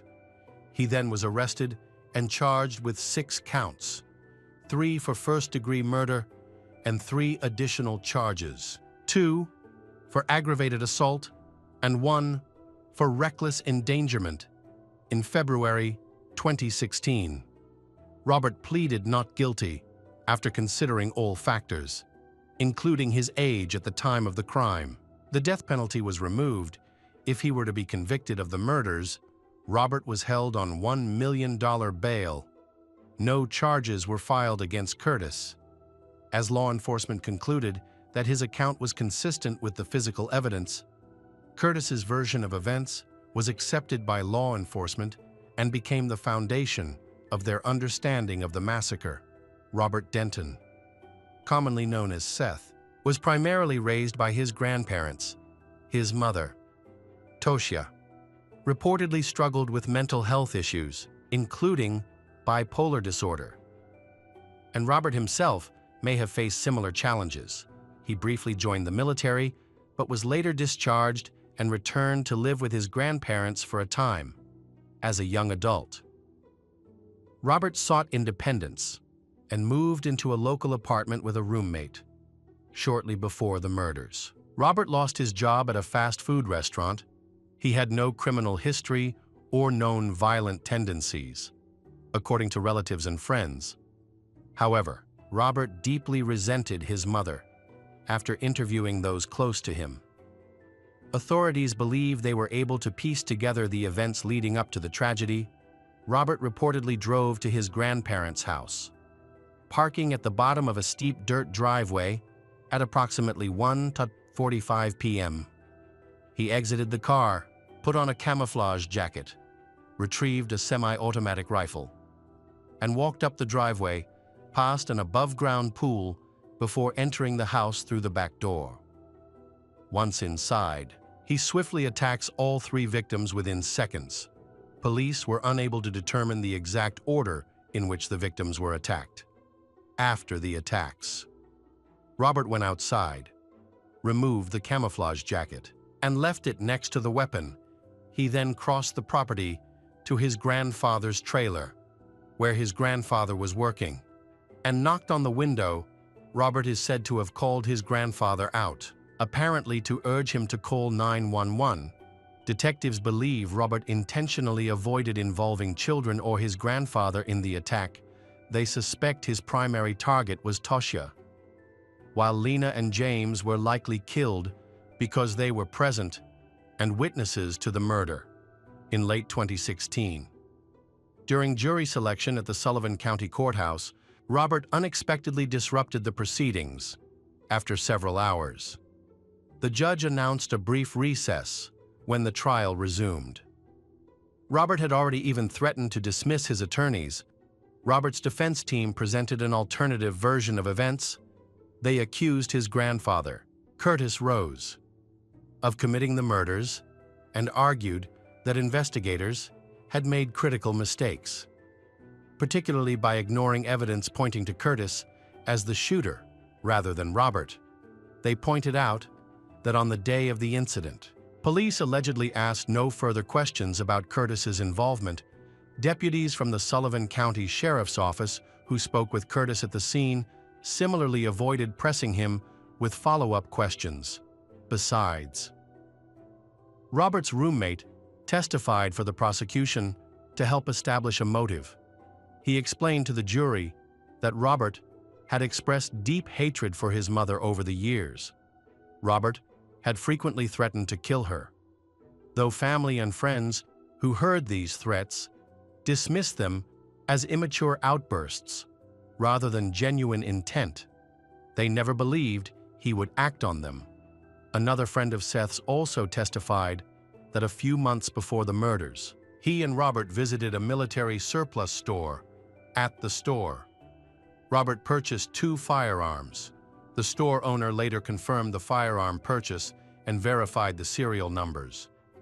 The defense argued that the strongest piece of evidence in the prosecution's case was the testimony of Curtis Rose, who had previously admitted to attacking Robert.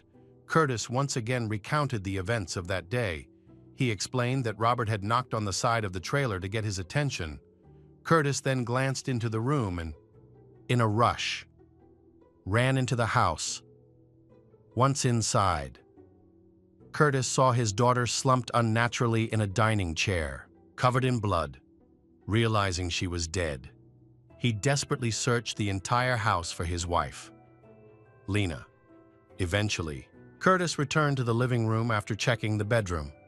At this point, Curtis noticed his son-in-law, James, lying on the front porch and making noises that caught his attention. He then went into the kitchen, where he found his wife dead, sitting between the table and the refrigerator. After discovering her body, Curtis returned to the bedroom to retrieve a gun. He then got into his van and drove down to the lower part of the driveway. He admitted that, at this time, he intended to kill Robert. Robert later testified. Providing his account of the events, he explained that, on that Saturday evening, he had called his aunt to ask where his mother was living because he wanted to visit his grandfather, with whom he shared a close bond. Robert and his grandfather occasionally went to the shooting range together, so he packed 2 weapons and a large amount of ammunition into his car. His aunt assured him that his mother wasn't living at his grandfather's house, but in a trailer elsewhere. This reassured Robert, as he wanted to avoid any interaction with his mother. Knowing it would lead to an argument, confident he wouldn't encounter Toshia, Robert drove to his grandfather's house. Robert parked at the end of the driveway and carried his weapon. Intending to show it to his grandfather, they briefly discussed ammunition.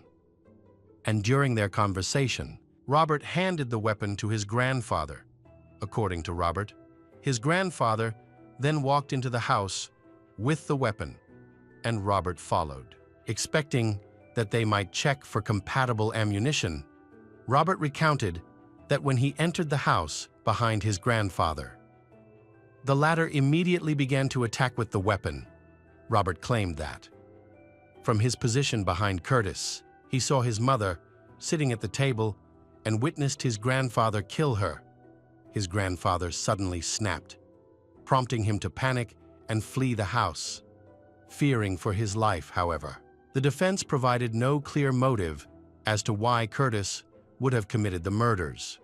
The trial lasted 8 days and included nearly 200 pieces of evidence. Both Curtis's shoes and Robert's shoes were covered in blood. The testimonies of Curtis and Robert contradicted each other, however. The jury confirmed that there was a lie in the testimony, according to Robert's friend and the arms dealer. The rifle used in the murder belonged to Robert. In fact, he had brought it to the Curtis house, and Robert still had bullets when fled. The jury deliberated for 2 full days on the first day. The jurors grew so tired after 5 hours of reviewing evidence that they requested to pause for the night, when they resumed the next day. They unanimously agreed on all 6 charges in the indictment. The jury found Robert Denton guilty of first-degree murder. The jury recommended a life sentence for Robert.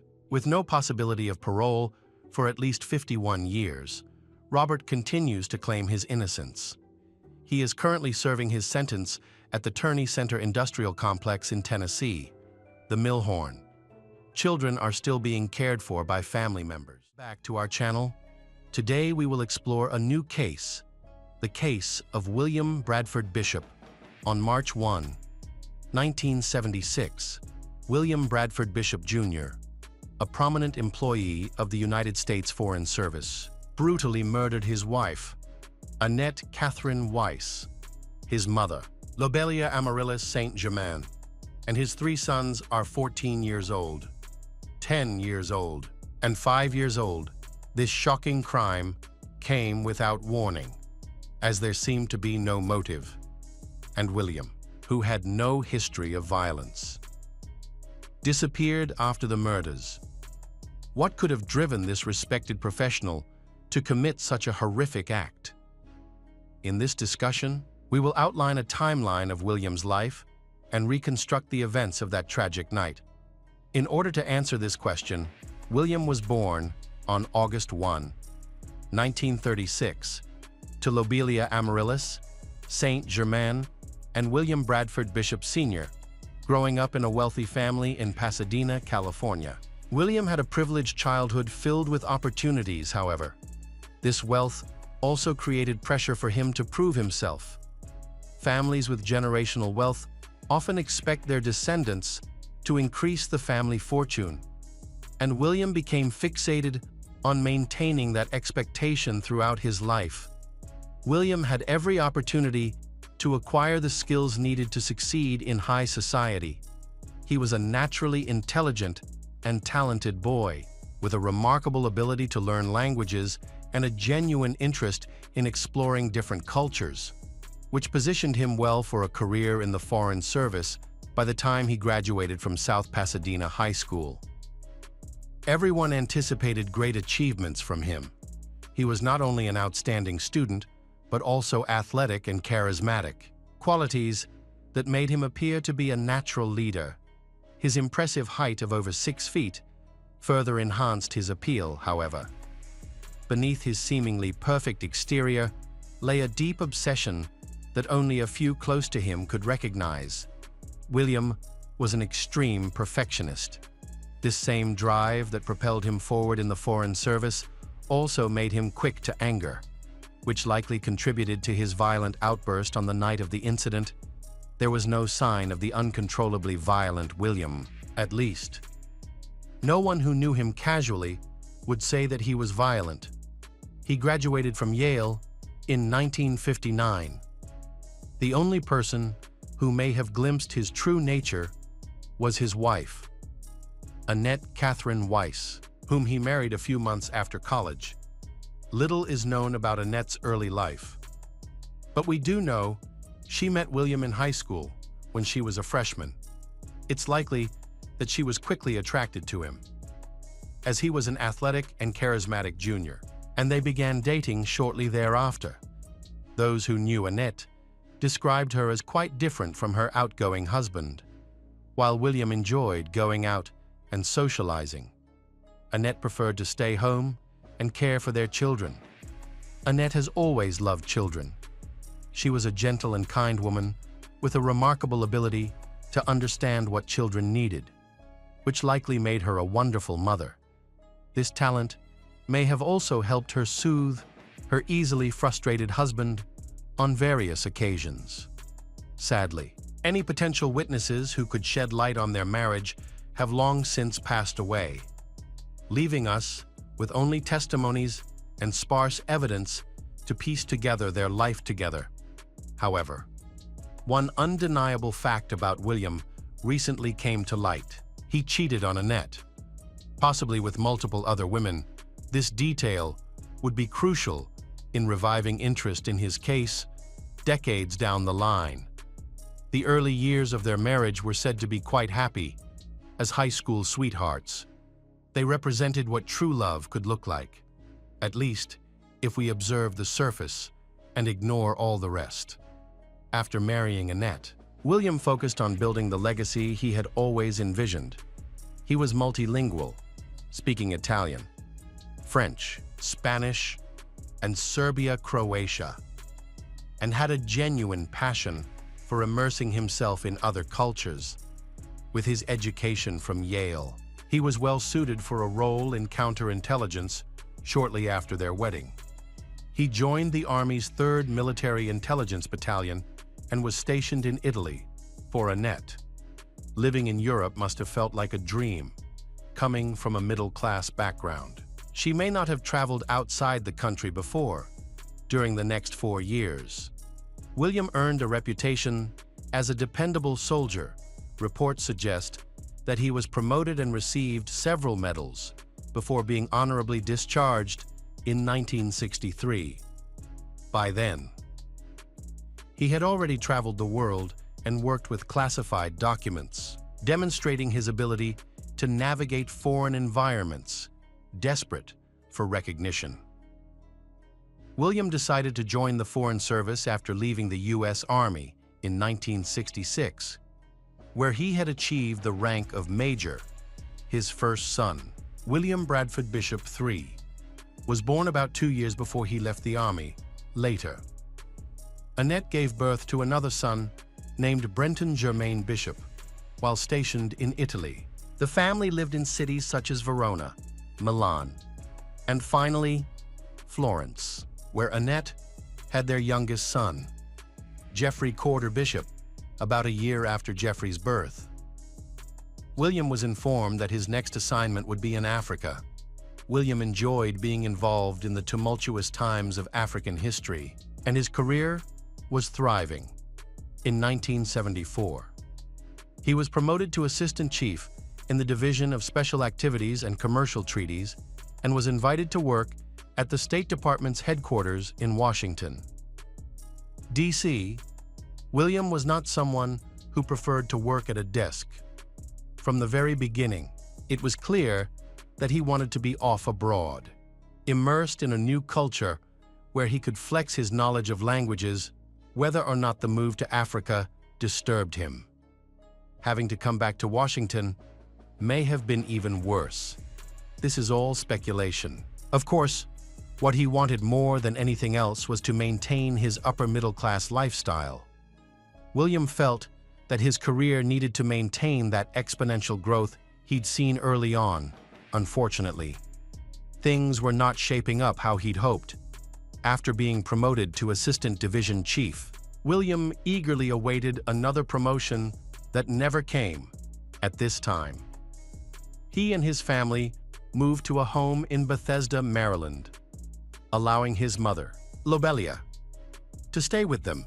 Juggling the responsibilities of raising 3 kids is challenging, so Annette likely appreciated the extra help.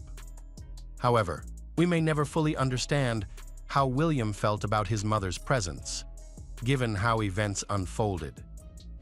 It's possible he felt resentment towards her living with them. Reports indicate that Lobelia often criticized William for not advancing in his career. Leading to increasing tension over time, William began facing financial troubles. His government salary was no longer sufficient to cover his bills, and he might have had to ask his mother for financial assistance, which would have deeply affected his pride. His colleagues noticed that he became increasingly irritable at work, often complaining about being overlooked for promotions he believed he deserved. While seeming to blame everyone except himself, William held a belief that he was superior to others and deserved rapid advancement. Achieving the position of assistant division chief at 38 may not have seemed impressive to him. He likely felt he should have accomplished more after spending over a decade in the Foreign Service. These thoughts, alongside other undisclosed factors, may have contributed to his gradually darkening mindset, which eventually drifted toward thoughts of homicide. An analysis of William's personal diary revealed that he was under significant stress during his 2-year stay in Washington, D.C. He complained of difficulties sleeping, and his psychiatrist prescribed a sedative called Serax, which was ineffective or at least did not help him fall asleep. It is important to note that missing doses of medications similar to Serax can lead to severe mood swings and increased agitation, especially for someone like him who is already facing personal challenges. Since Serax wasn't helping his insomnia, it is likely that William stopped taking it, consequently becoming emotionally unstable. The lack of sleep took a toll on him, and he also mentioned struggling with chronic depression, which medication could not alleviate. Additionally, various life events contributed to the emotional turmoil he was experiencing, a turmoil that would eventually drive him toward profound violence. Reports indicate that William was facing an impending Internal Revenue Service audit due to significant financial issues in his tax filings. This situation likely added stress to his personal life. He dealt with his mother's ongoing criticism about his career stagnation, along with his own frustration at being stuck in a desk job.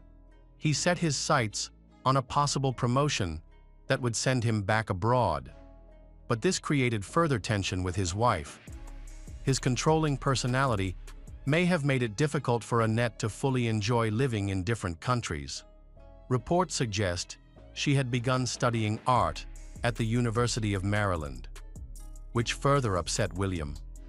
He preferred that Annette stay home to care for their children while he pursued his duties in the Foreign Service, with their youngest child, now 5, and their oldest nearing adulthood. Annette might have been eager to take a step back from parenting and focus on herself for a change. Lobelia's presence made this possible. But it also meant that William was losing control over his family, something a control freak like him dreaded. Then, on March 1, 1976, he learned that the promotion he desperately wanted, the one he believed would solve all his problems, had been awarded to someone else. His hopes of leaving his desk job, receiving a salary increase, and proving his worth to his mother vanished. Soon after receiving the disappointing news, William informed his secretary that he felt unwell and would be going home early. The last sighting of William was outside the State Department building in the Foggy Bottom area of Washington, D.C. His colleague, Roy Harrell, noted that William looked very restless after leaving his office. The details of William's movements became unclear, but police confirmed that he withdrew all the money from his bank account. The amount he took out varied between a few hundred and a few $1,000s, highlighting how little he had after withdrawing the cash.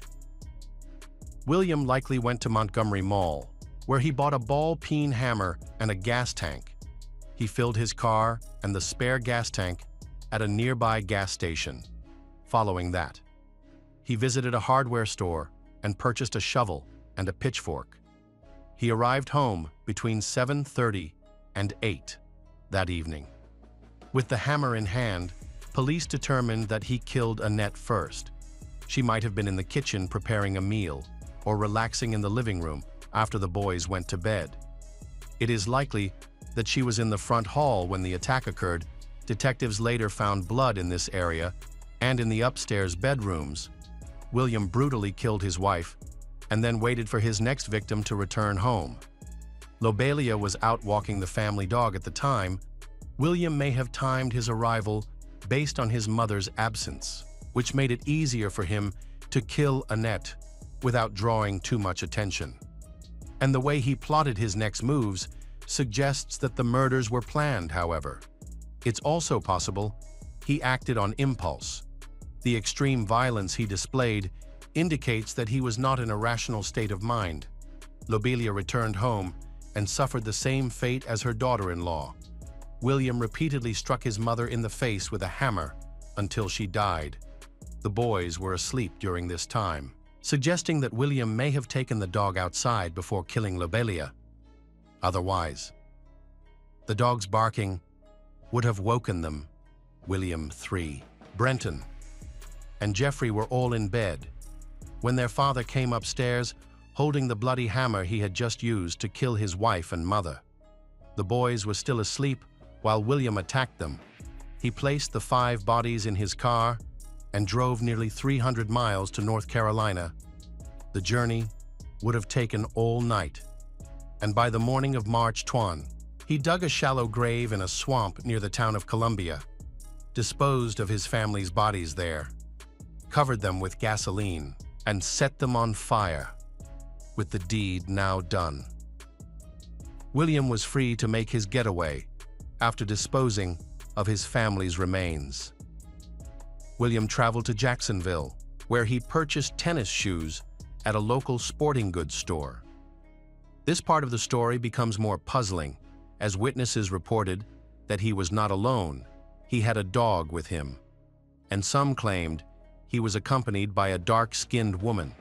The store owner noted that the woman seemed to be from the Caribbean and was dressed elegantly. To him, they appeared to be a charming couple, and he described William as courteous and calm. William's next destination was the Great Smoky Mountains National Park, where his car was discovered on March 18th. The car contained dog biscuits, a bloody blanket, a shotgun, an axe, and William's shaving kit with banned substances in it. The spare tire well of the trunk was covered in blood. A witness stated that the car had likely been there since at least the 5th, suggesting that William had driven for 2 or 3 hours a day as he slowly made his way to the park when William drove to Jacksonville. The smoke from his family's burning bodies attracted the attention of Forest Service workers. A forest ranger was dispatched to investigate and discovered the family's charred remains, along with a shovel. 2 of the bodies were found facing each other. Their identities remained unknown until March 10th, when a worried neighbor contacted the Bethesda police, reporting that the Bishops had been missing for a while.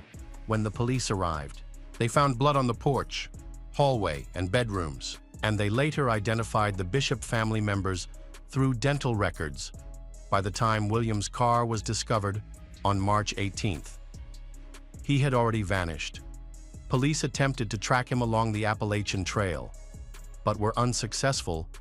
William, an athletic man who enjoyed camping, had used his skills to gain a significant head start. He has not been located since, and the FBI removed him from their top 10 most wanted list in 2018. He is believed to be dead or living under an alias in the United States. Several other sightings have suggested he may have traveled to Switzerland and Italy, but none have been confirmed. The reasons behind William's actions remain unclear. However, in 2017, new information emerged that confirmed his history of secret affairs and the identity of a previously unknown child. Kathy Gilchrist was 18 years old when the Bishop family was murdered. This information is significant because Kathy is William's daughter. She had always known she was adopted and only learned about William when she began searching for her biological parents. Kathy was born before any of William's other children. And since she was born a year prior to his marriage to Annette, it is clear that he was definitely dating Annette at that time. This not only indicates that he cheated on Annette multiple times, but also suggests a possible motive that no one anticipated. Had Annette discovered his illegitimate daughter and confronted him, is that why William killed her and escaped? What do you think about the mysterious woman who was with him during his escape? We may never find out the answers to these questions. Do you believe William had been planning the murders from the beginning, or do you think it was a sudden decision? How did his secret daughter fit into this situation? Welcome back to our channel. Today we will explore a new case, the case of Christopher Wilder. Some criminals leave a lasting mark on the criminal world, not only due to their brutality, but also because of the sophisticated methods they use to cover up their crimes. Today's story is about a series of mysterious murders that once shook America. Where dreams become nightmares, Elizabeth Kenyon, a 23-year-old aspiring model, had big dreams. She competed as a finalist in a beauty pageant in Florida, unfortunately. Her beautiful journey was tragically cut short on March 5, 1984. Elizabeth disappeared without a trace, worried. Her parents immediately contacted the Miami police to report her missing. However, as is often the case, the authorities downplayed their concerns. Claiming there was no need to worry yet, they suggested Elizabeth might be out celebrating her pageant success with friends or a boyfriend. The police advised the family to wait 24 hours before filing an official missing persons report. But her parents knew this wasn't like Elizabeth. She wasn't the type to party and always made sure to inform others of her plans. A day passed, but the police still made no move to solve her disappearance. Her mother, however, had a strong feeling that something terrible had happened to her daughter. Ultimately, her parents decided to hire a private investigator, together with Elizabeth's parents. The detective visited the apartment Elizabeth had been renting, hoping to uncover any clues. After searching the apartment, they found two notable items: an address book and a photo album. The album contained several pictures of Elizabeth's friends, while a small note inside detailed her schedule for the day she went missing. The note mentioned a planned meeting with a photographer at a specific address. When the investigator followed up on the lead, the building concierge confirmed seeing Elizabeth on the day she disappeared. She had been accompanied by a man.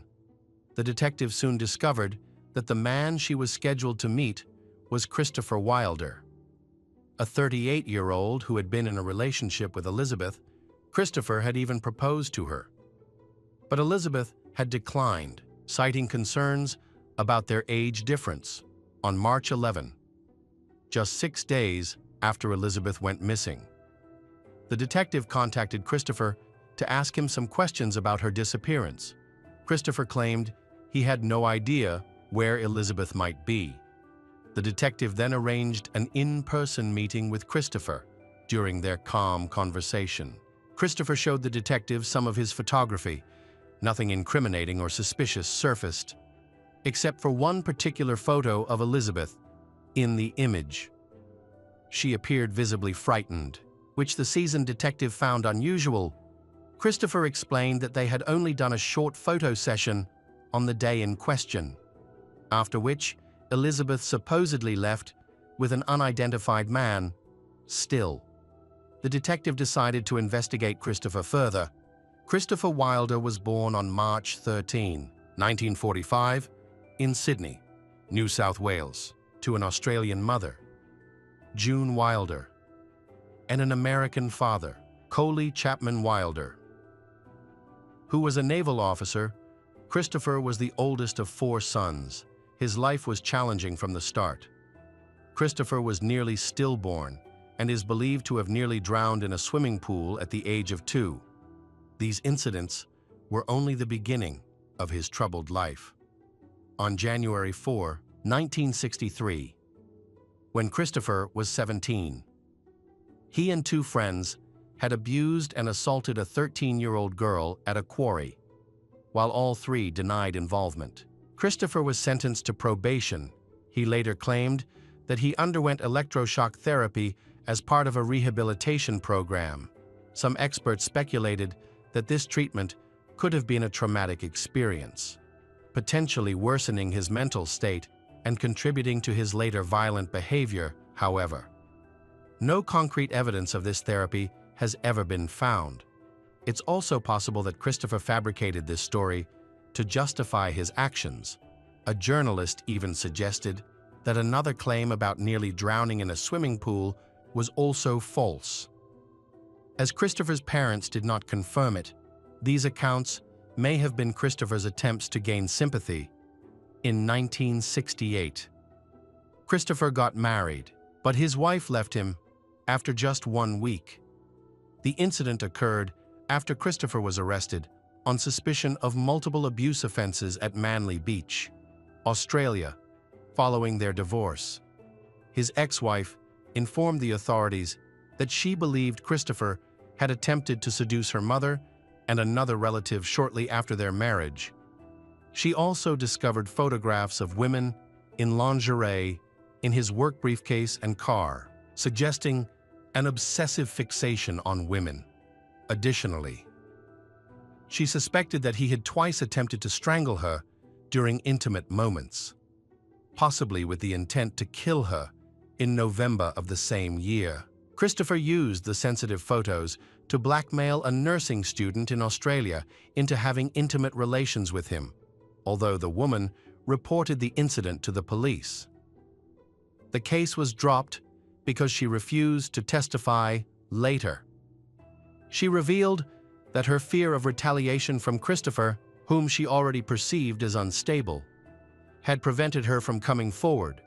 After emigrating to the United States, Christopher began a new chapter in his life, one that would eventually lead to his dark crimes.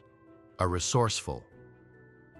He entered the real estate business and achieved notable success, amassing a substantial fortune. With his newfound wealth, he purchased a luxurious waterfront mansion in the prestigious Boynton Beach area, located 25 miles south of Palm Beach. Along with a Porsche 911 and a boat, Christopher also developed a passion for car racing, participating in the Miami Grand Prix and embracing an extravagant lifestyle during this period. He frequently vacationed in Hawaii and the Bahamas. It was also during this time that he developed a strong interest in photography. He invested in high-end photography equipment to enhance the quality of his work and even converted a room in his mansion into a darkroom to fully immerse himself in the hobby. However, he was driven by other impulses, vastly different from art. Between 1971 and 1975, Christopher repeatedly became the focus of investigations related to abuse offenses.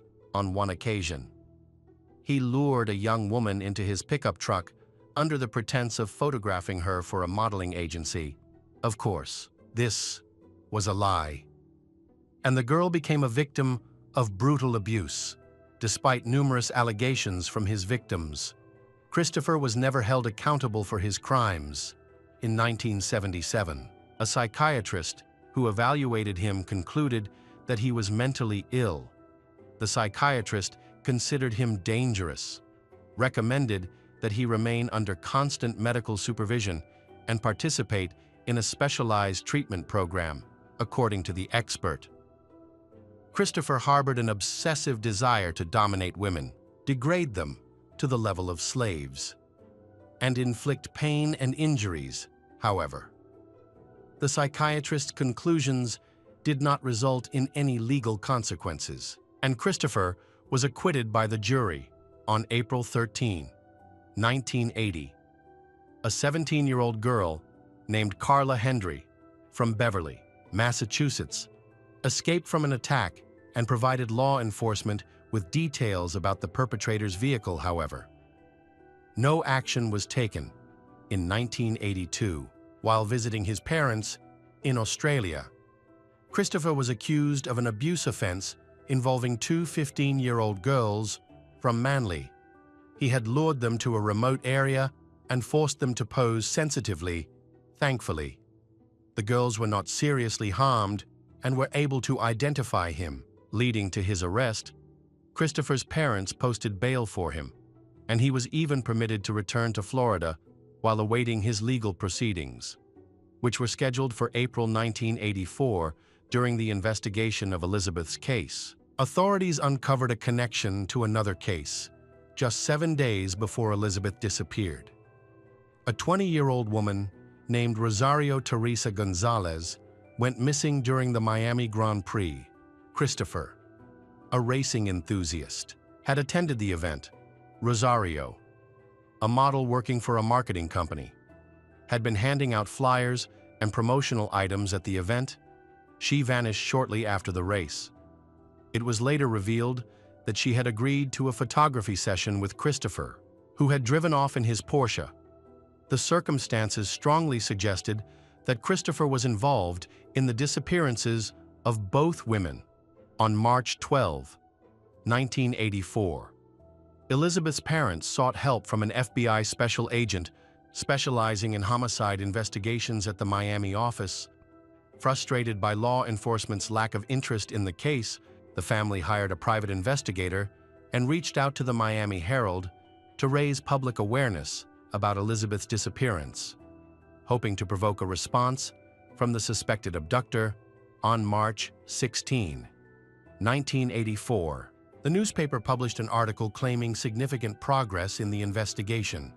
Though it did not mention Christopher by name, the article briefly described the suspect as an Australian, a race car driver, and an amateur photographer. The intention was to prompt a reaction from Christopher. Law enforcement finally began paying closer attention to these cases after the publicity surrounding them. When agents reviewed the evidence, they quickly noticed a suspicious link between the two missing women, Elizabeth and Rosario, and their scheduled photography sessions with a man named Christopher. A background check revealed that Christopher had a long history of legal issues in Australia. At the time, he was on probation for an abuse charge and awaiting a new trial. This discovery gave the FBI grounds to open a full investigation on March 20, around the same time. They received a report from Linda Grover, 19, about an attempted kidnapping. Linda described being attacked by a man who tried to abduct her, seemingly intending to keep her captive or abuse her as a slave. Thankfully, she managed to escape. Her description of the attacker matched Christopher exactly. An FBI agent immediately interviewed Linda. She said, while she was working, a man approached her, complimented her appearance, and offered her a modeling opportunity, claiming to be a fashion photographer. He invited her to his car to view his portfolio. Linda declined and walked away, but the man persisted. He followed her in his car, urging her to go to a park with him for a quick photo session. Promising to pay her $25, Linda refused again and went into the store. When Linda stepped outside, the man approached her again, although he appeared friendly. She sensed a sinister presence about him that made her uncomfortable. She scanned the area for anyone who might help if needed, but the place was deserted. Christopher tried to convince her to join him for a photo shoot, opening his car to show her fashion magazines. This all occurred in broad daylight in a public setting. Suddenly, Christopher struck Linda on the head, knocking her unconscious. When Linda woke up, she was immobilized and lying in the back seat of a car. She began crying, which enraged Christopher. He stopped the car, taped her mouth shut with duct tape, and forced her into the trunk. He then drove to Glen Oaks Motel. Once there, he stuffed her into a sack. Restricting her movement entirely, Christopher glued her eyelids shut with super glue, tied her up, and abused her to hours of torture. Using a stun weapon to shock her whenever she resisted, his cruelty convinced Linda that she wouldn't survive. However, at one point, when Christopher became distracted, Linda managed to free herself and hide in the bathroom. She banged on the walls and screamed for help as loudly as she could. The noise scared Christopher, and he fled later. When an FBI agent showed Linda photographs of Christopher, she trembled and confidently identified him as her abductor. Linda eventually became a key witness in the case. However, the investigation progressed very slowly. Within a week, Linda had to leave the state out of fear for her safety. She was placed under FBI protection and relocated to a secret location. Law enforcement soon realized they were dealing with a violent and dangerous individual linked to multiple crimes. It took her more than 30 years to recover from the trauma she suffered.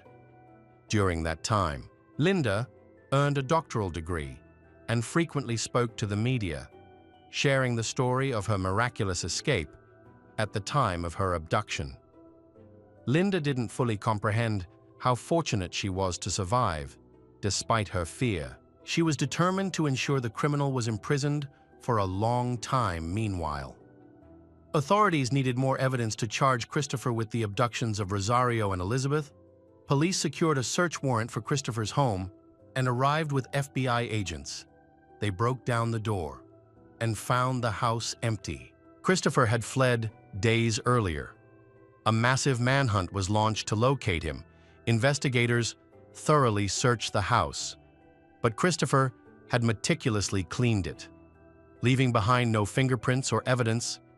Interviews with neighbors revealed that Christopher had disappeared immediately after the Glen Oaks motel incident, likely realizing the police were closing in and would soon come for him. On March 23rd, in Canaveral Groves, the body of 21-year-old Teresa Ann Ferguson was found. She had last been seen at a shopping mall with a man resembling Christopher. Investigators discovered that Teresa had been beaten with a blunt object and then strangled to death. The method of the attack matched Christopher's profile, raising the victim count to 4. FBI agents concluded they were dealing with a serial killer and feared he could strike again at any moment. Immediate action was critical that same day. Alarming news arrived the day before the raid on Christopher's home. He had been seen at a local bank withdrawing a large amount of cash. This was a serious setback because it meant he now had the resources to travel across the country, pay in cash, and avoid detection with a 24-hour head start. He could already be anywhere before. On March 21, Christopher was seen in Texas, specifically in the parking lot of Lamar University in Beaumont. Witnesses reported that he was speaking with a young woman named Terry Diane Walden, a nursing student who was married and had 2 children. Christopher tried to lure her with an offer for a photo shoot, a tactic he often used. But Terry politely declined. Thankfully, he did not forcefully abduct her at that moment, sparing her life for the time being, however. This safety was short-lived. Later, at a supermarket, Christopher, essentially waiting for Terry, approached her again. He repeated his photo shoot offer. This time, in a more menacing tone, Terry refused once more. But Christopher was determined. He followed her through the store and into the parking lot, where he struck her on the head and abducted her. The FBI issued statements as they pursued this dangerous criminal, but he always seemed to stay about 2 days ahead of them. According to agents from the Miami office, a press release was issued describing Christopher's car, which he had used to kidnap Terry, unfortunately. The car was a common model, and without a license plate number, the information was not very helpful. Terry's profile was distributed across the country. but the slower communication technology of the time delayed the spread of alerts. The FBI had no choice but to follow the grim trail of bodies Christopher left behind. On March 25th, at Penn Square Shopping Mall in Oklahoma City, he abducted 21-year-old Suzanne Wendy Logan. He then drove her to a motel in Newton, Kansas, the next morning. After breakfast, he took her to Milford Reservoir, where he stabbed her to death and left her body there. 2 days later, a fisherman discovered her body.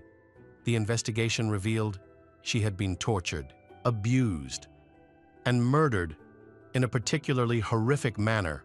On March 28th, the FBI received a promising lead on Christopher when they discovered he had rented a hotel room in Colorado using a stolen credit card. This allowed authorities to track his movements. However, officers only learned about this payment the day after the room was booked. Acting quickly, all available police officers, along with FBI agents, rushed to the motel to apprehend Christopher, but he was already gone, although their efforts narrowed the gap in their pursuit to about 1 day.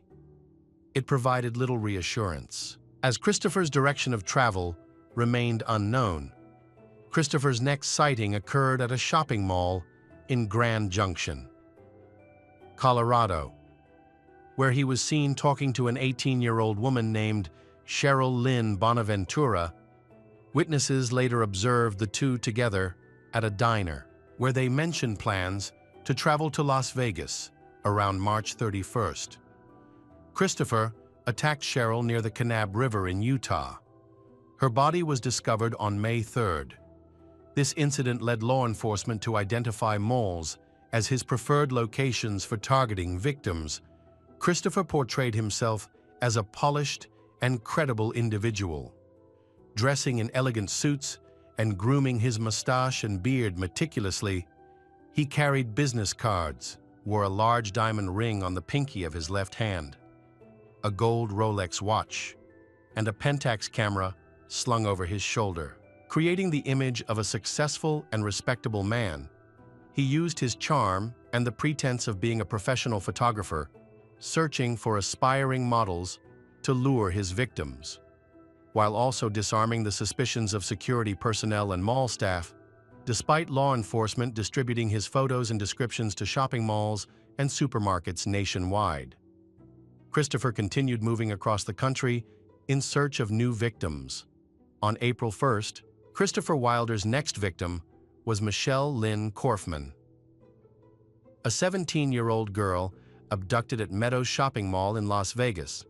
Christopher had attended a photography event at the mall, where he approached Michelle and offered her an opportunity to become his first professional model. When the FBI learned about the incident and began investigating the mall, they collected photographs from event attendees, some of which showed Michelle with Christopher. Several images captured him selecting her as his target and following her. Michelle's body was discovered on May 11th, according to forensic analysis results. Her abductor had restrained and tortured her over an extended period. He sealed her mouth and eyes with superglue, abused her, and inflicted deep cuts while she was still alive. The wounds, approximately 3 centimeters deep, were not fatal, but caused her immense pain. The hunt continued. On April 4, 16-year-old Tina Marie Rizzico from California became Christopher's next victim. She had gone to a shopping mall in search of a summer job, hoping to save enough money to buy a new car to replace the old one her father had given her. At the mall, Christopher approached her, complimented her appearance, and offered her $100 in cash for a photo shoot, hoping to earn some extra money. Tina agreed. They went to a nearby park, where she willingly posed, expecting to receive her payment. However, Christopher suddenly pulled out a weapon and forced her into his car. She had no choice but to comply. Christopher drove Tina to a motel in San Diego, where she was subjected to hours of brutal torture. He cut her with a knife, electrocuted her, beat her, and alternated these horrific acts with abuse assault when Tina disappeared. The FBI issued a special bulletin and held a press conference. By this time, Christopher Wilder had become the most wanted fugitive in the United States. Tina was his seventh known victim. With at least 6 others already confirmed, Christopher's name and crimes were being discussed on television, in newspapers, and on the radio. The FBI hoped this extensive media coverage would lead to his capture. In the spring of 1984, the FBI launched one of the largest manhunts in U.S. history. Despite their efforts, Tina remained missing. Authorities hoped she might still be alive, but in reality, she was enduring unimaginable suffering on the 6th day of captivity. Christopher told Tina he would set her free if she helped him lure in his next victim. Desperate to survive, Tina agreed. Christopher had already chosen his next target, Dawnette Sue Wilt, a young woman who worked part-time handing out flyers in supermarkets. He forced Tina to pretend she was looking for work in order to convince Dawnette to get into his car. The plan worked, and several witnesses reported seeing an unknown man leaving an Indiana shopping center with 2 women. The man's description matched Christopher, whose face was now widely recognized across the country, despite promising Tina her freedom. Christopher refused to release her and forced her to watch as his victims endured horrifying torture. On April 12, 1984, Christopher, along with his hostages, saw a news report in which Tina's mother pleaded for her daughter's life.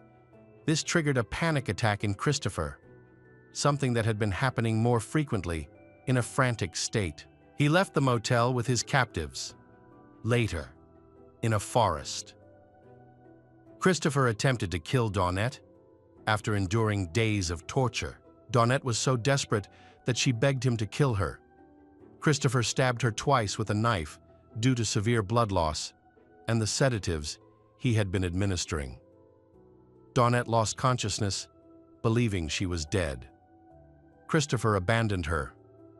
Amazingly, Dawnette survived the nightmare. She regained consciousness, tried to make her way to the nearest road. Where a driver found her and helped her, Christopher returned to the spot where he had left Dawnette to confirm her death. But when he discovered she was no longer there, he panicked. Based on Dawnette's testimony, FBI agents determined that the suspect was heading toward the Canadian border. Investigators discovered he was driving a car stolen from Terry. The vehicle was soon found abandoned. Christopher managed to escape once again. He was next spotted at a shopping center in Victor, New York, where he targeted a 30-year-old woman named Beth Elaine Dodge to steal her Pontiac Firebird, again with Tina's assistance. Christopher took Beth to the woods and killed her. He did not abuse or torture Beth. He only wanted her car. After this cold-blooded murder, Christopher unexpectedly released Tina, even giving her money so she could return home. Tina became a crucial witness, providing detailed accounts of the horrors she endured during her captivity. FBI agents learned that Christopher had friends in Canada whom he had visited periodically before his crime spree. Law enforcement was convinced he was heading to them with his newly stolen car. Christopher had gained a significant lead over the agents. Authorities believed he was already en route to the border. In response, all available police forces were mobilized, and law enforcement agencies were alerted to the threat posed by Christopher. On April 13, Christopher stopped at a service station in Colebrook, New Hampshire, near the Canadian border. 2 state police officers at the scene recognized him as a dangerous criminal from distributed bulletins. As the officers carefully observed him, Christopher noticed their presence. He ran to his car and armed himself with a weapon. One of the officers attempted to tackle him from behind. leading to a struggle in which his weapon discharged twice. The first bullet hit Christopher, penetrating his back, while the second caused a fatal chest injury. The officer accidentally attacked himself, despite suffering serious injuries. The officer survived, underwent a long recovery, and later returned to duty as a celebrated hero who had stopped a killer capable of taking more lives. During a search of Christopher's car, police discovered a copy of the book The Collector by John Fowles. The novel tells the story of a man who kidnaps and imprisons a woman in a basement. Eventually leading to her death, authorities believe Christopher was inspired by this book and saw it as a model for his crimes. The serial killer was later cremated in Florida, leaving behind an estate valued at over $7 million that same year. The court ordered taxes to be deducted from the estate. With the remaining funds distributed among the families of his victims, several previous cases allegedly involving Christopher Wilder are also mentioned. On May 29, 1982, near a property owned by Christopher, a bag containing the skeletal remains of 17-year-old Tina Marie Beebe was discovered. Tina's sister revealed that before her disappearance, Tina had planned to attend a photo shoot after being invited by a photographer. Similarly, 20-year-old aspiring model Sherry Lynn Ball disappeared on June 27, 1983, in Boca Raton, Florida. After leaving for a photo shoot, her badly decomposed body was discovered 3 months later by a hunter in Shelby, New York. 18-year-old Tammy Lynn Leppert, an aspiring model, vanished in Florida following a heated argument with a man resembling Christopher Wilder, Tammy's mother, who had been actively supporting her modeling career, claimed that Christopher and Tammy had met during a film casting session. During this meeting, Christopher reportedly asked to photograph Tammy, but she refused. 15-year-old Colleen Emily Osborne went missing after leaving her home in Daytona Beach, Florida, on March 15, 1984. That day, she missed her school bus, skipped classes to go to the beach, and never returned home. On April 6, 1984, her partially buried body was found near a lake in Orange County, Florida. Investigators later uncovered that Christopher Wilder had stayed at a nearby motel on the same day as her disappearance. One of Colleen's classmates reported seeing a man resembling Christopher at their school. Scouting for models, the man had offered $100 to a girl willing to pose for him, but Colleen declined. Christopher Wilder is remembered as one of the most notorious serial killers in the United States. Infamously known by the nicknames the Beauty Queen Killer and the Snapshot Killer, the bodies of Rosario and Elizabeth were never recovered. It has been confirmed that he kidnapped 12 women and murdered 9 of them. Authorities also suspect his involvement in several other similar crimes in the United States and Australia during that period. Hello friends, welcome to our channel. Today, we're going to take a look at another horrible case with you. The case of Dana Laskowski. At approximately 11 a.m.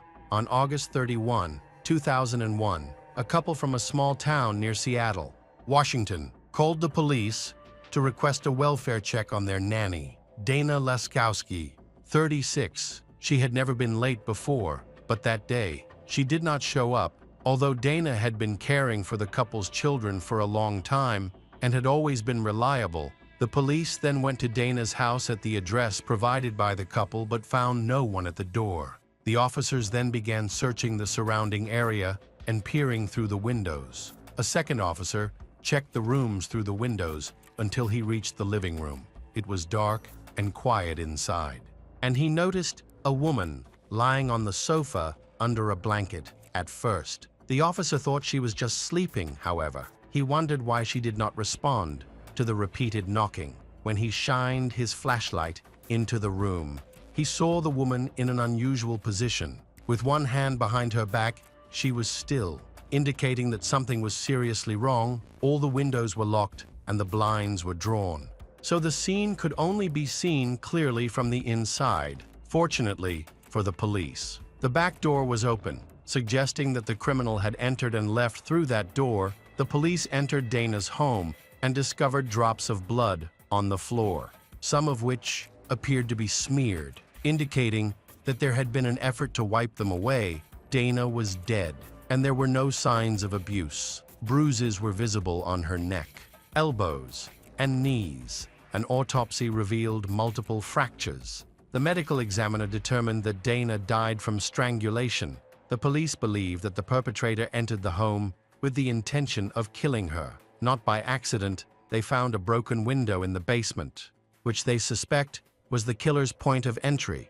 While some valuables were missing from Dana's residence, it appeared that furniture and items had been thrown from drawers onto the floor. However, this looked more like a staged crime scene than a sign of a robbery.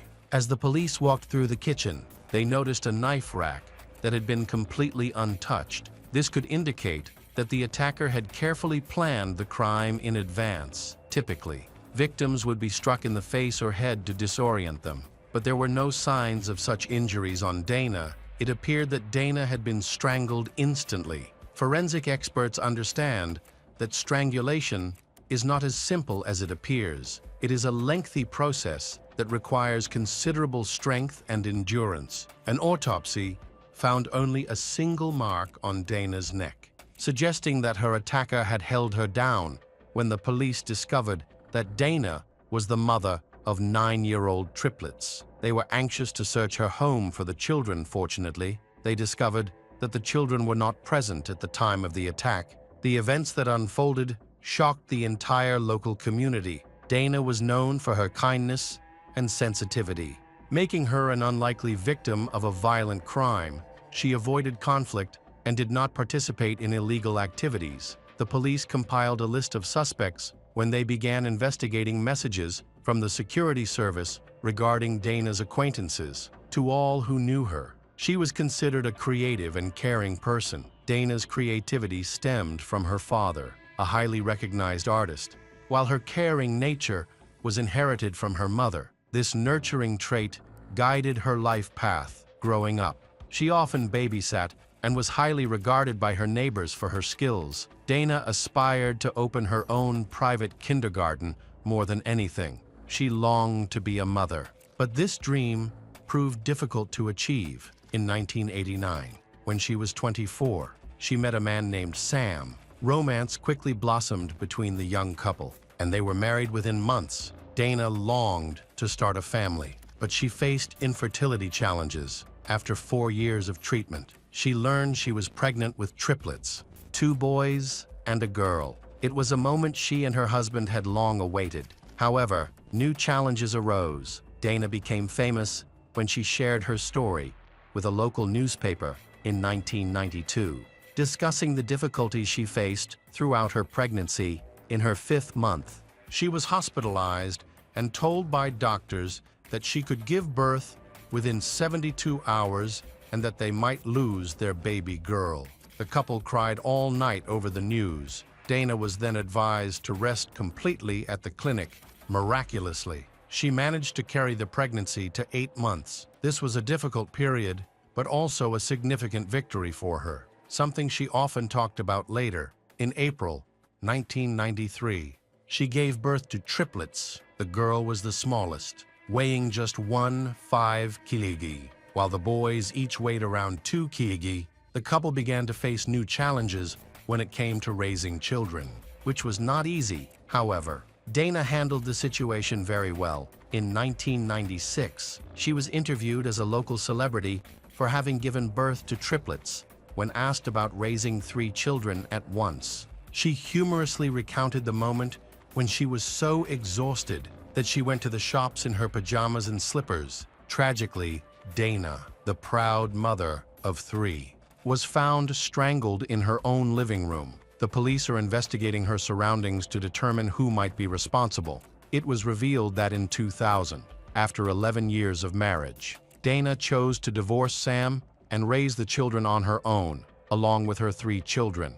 Her 17-year-old niece, Amanda, who frequently ran away from home, and a friend named Emily Lauenborg also moved in with Dana after the tragedy. The police found very little evidence at the scene. They needed to interview all of Dana's relatives, starting with her ex-husband Sam. Initially, there were suspicions surrounding him.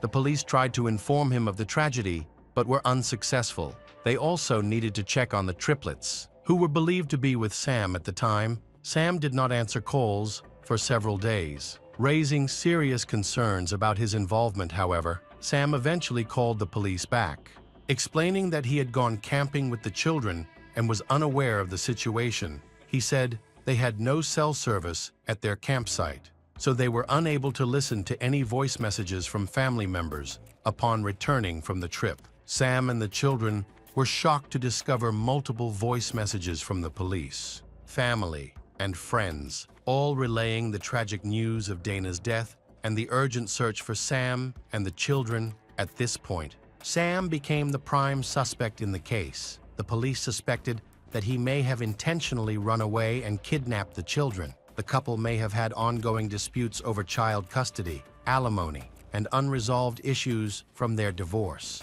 which could have provided him with a possible motive. The police discovered that Sam was unhappy with the court's custody ruling. He wanted to spend more time with the children, but his access was severely restricted. Additionally, Dana had moved away, making it difficult for him to visit and be with the children. Several witnesses noted that he was greatly affected by divorce, viewing her actions as an attempt to tear their family apart. However, he never acted cruelly or aggressively toward her or the children. The police quickly noticed that he was a tall man, indicating that he had the physical strength to handle Dana. Their suspicions grew as they spoke with him. He refused to provide fingerprints and a DNA sample, claiming that he did not want to be named as a suspect. Sam also mentioned that his DNA samples were at the Dana house because he frequently visited during meetings with the children. He had several cuts on his legs, which he said he received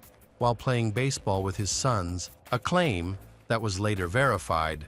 Sam insisted that he had been with his sons the entire time.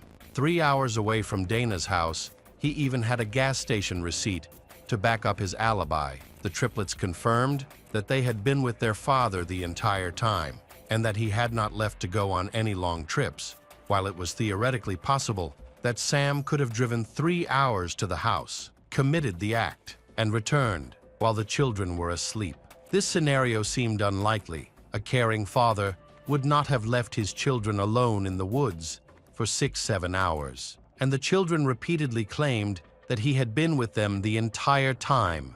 When the children woke up at night, he would have gently covered them with a blanket. It seemed improbable that they would have been forced to lie in such a situation, especially since their statements were completely consistent. As a result, Sam was quickly eliminated as a suspect after these events. Sam's 3 children moved in with him now. It was necessary to investigate other potential suspects, but this proved challenging. Even Dana's niece, Amanda, who lived with her most of the time and probably knew her better than anyone else, had no idea who could have harmed her. Amanda described her aunt as her second mother and best friend. She stated that she was not home the night Dana was murdered and therefore did not know if Dana was expecting visitors. Dana was known to be quite sociable, often welcoming friends at all hours. She was so trusting that she often left her back door unlocked, allowing anyone to enter. Dana was also a very attractive woman,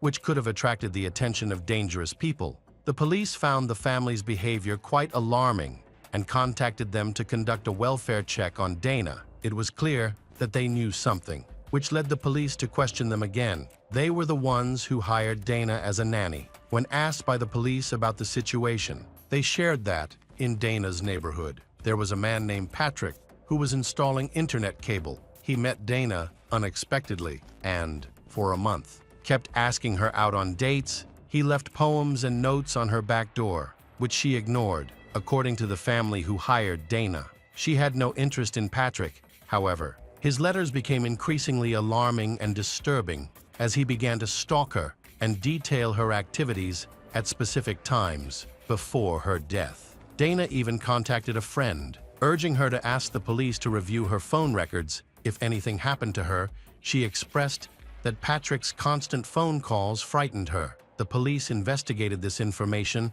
and confirmed that an unknown phone number had called Dana multiple times on the night of her murder. They identified a white construction truck as being involved in the calls, and several witnesses reported seeing a similar vehicle behind Dana's home that evening. The police contacted Patrick's employer, who confirmed the witnesses' accounts. As a result, the police quickly obtained a search warrant for Patrick's home. From the start, Patrick was uncooperative and aggressive, which raised suspicions about him. He seemed reluctant to talk to the police. Initially, Patrick believed that the police were questioning him because Dana had filed a complaint against him. He admitted to stalking her and exhibiting obsessive behavior. However, when he was informed that the police were investigating Dana's murder, his demeanor changed completely. He became frightened, confused, and upset, and began to cooperate with the investigation. He provided his fingerprints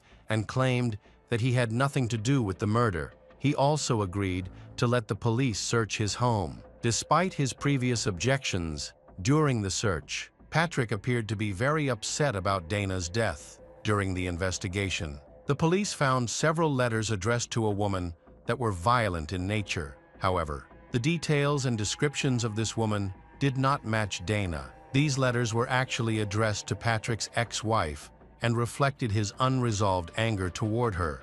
Patrick recounted his activities on the night Dana was killed. He said he went to work and then attended a party with friends. Initially, the police doubted his story, but several witnesses confirmed his alibi, making him seem less likely to be the killer. The truck associated with Patrick was investigated and found to be unrelated to a vehicle seen near Dana's house. It belonged to another employee of the same organization. As a result, Patrick was removed from the suspect list. However, the police still had some doubts about him, as there was a possibility that witnesses might have been dishonest. The police then turned their attention to a third suspect, Dana's new boyfriend.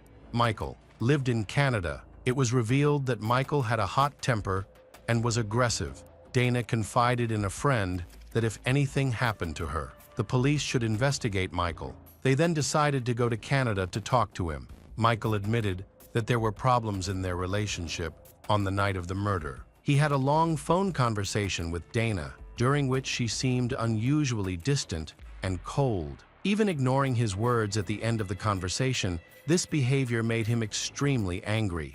Michael later planned to meet Dana in person to discuss their relationship, but he was unable to contact her, and he was not allowed to cross the border. His alibi was confirmed. He was still in another country and did not cross the border, which cleared him of all suspicions. The police soon focused on Dana's niece, Amanda, who left a note in the condolence book after Dana's funeral. In the note, she apologized to Dana for not being a better niece and stated that she was now sober. There was something about the way she wrote that suggested it was a message of remorse to Dana. It was clear that Dana cared deeply for her niece Amanda. She welcomed Amanda and her friends, often inviting them to her home, where Amanda would feed them and sometimes provide money or shelter when they needed it. The police then brought Amanda in for questioning. She mentioned a dangerous person in her group named Blaine, revealing that he had strangled her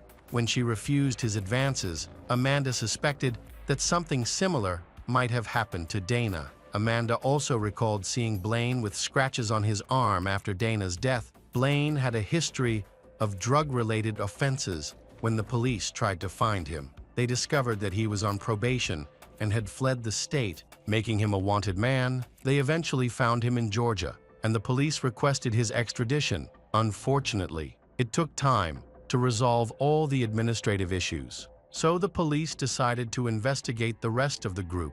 During this time, a member of their group ended up in jail. The police chose to speak to him directly. He seemed just as suspicious as Blaine, but quickly claimed that his gang was not responsible for Dana's death, he revealed that Emily Launborg, Amanda's best friend, was a frequent visitor to their home. Emily and Amanda were rebellious teenagers who often stayed with Dana. Initially, the police were skeptical of the information they received. They felt that Emily, a short, slender 17-year-old girl, might not have been strong enough to take on a grown woman. However, as they spoke to other members of the group, the investigation took a different direction. They learned from multiple sources that Emily was known for her incredible physical strength, which belied her appearance. Emily had a history of fighting and reckless behavior.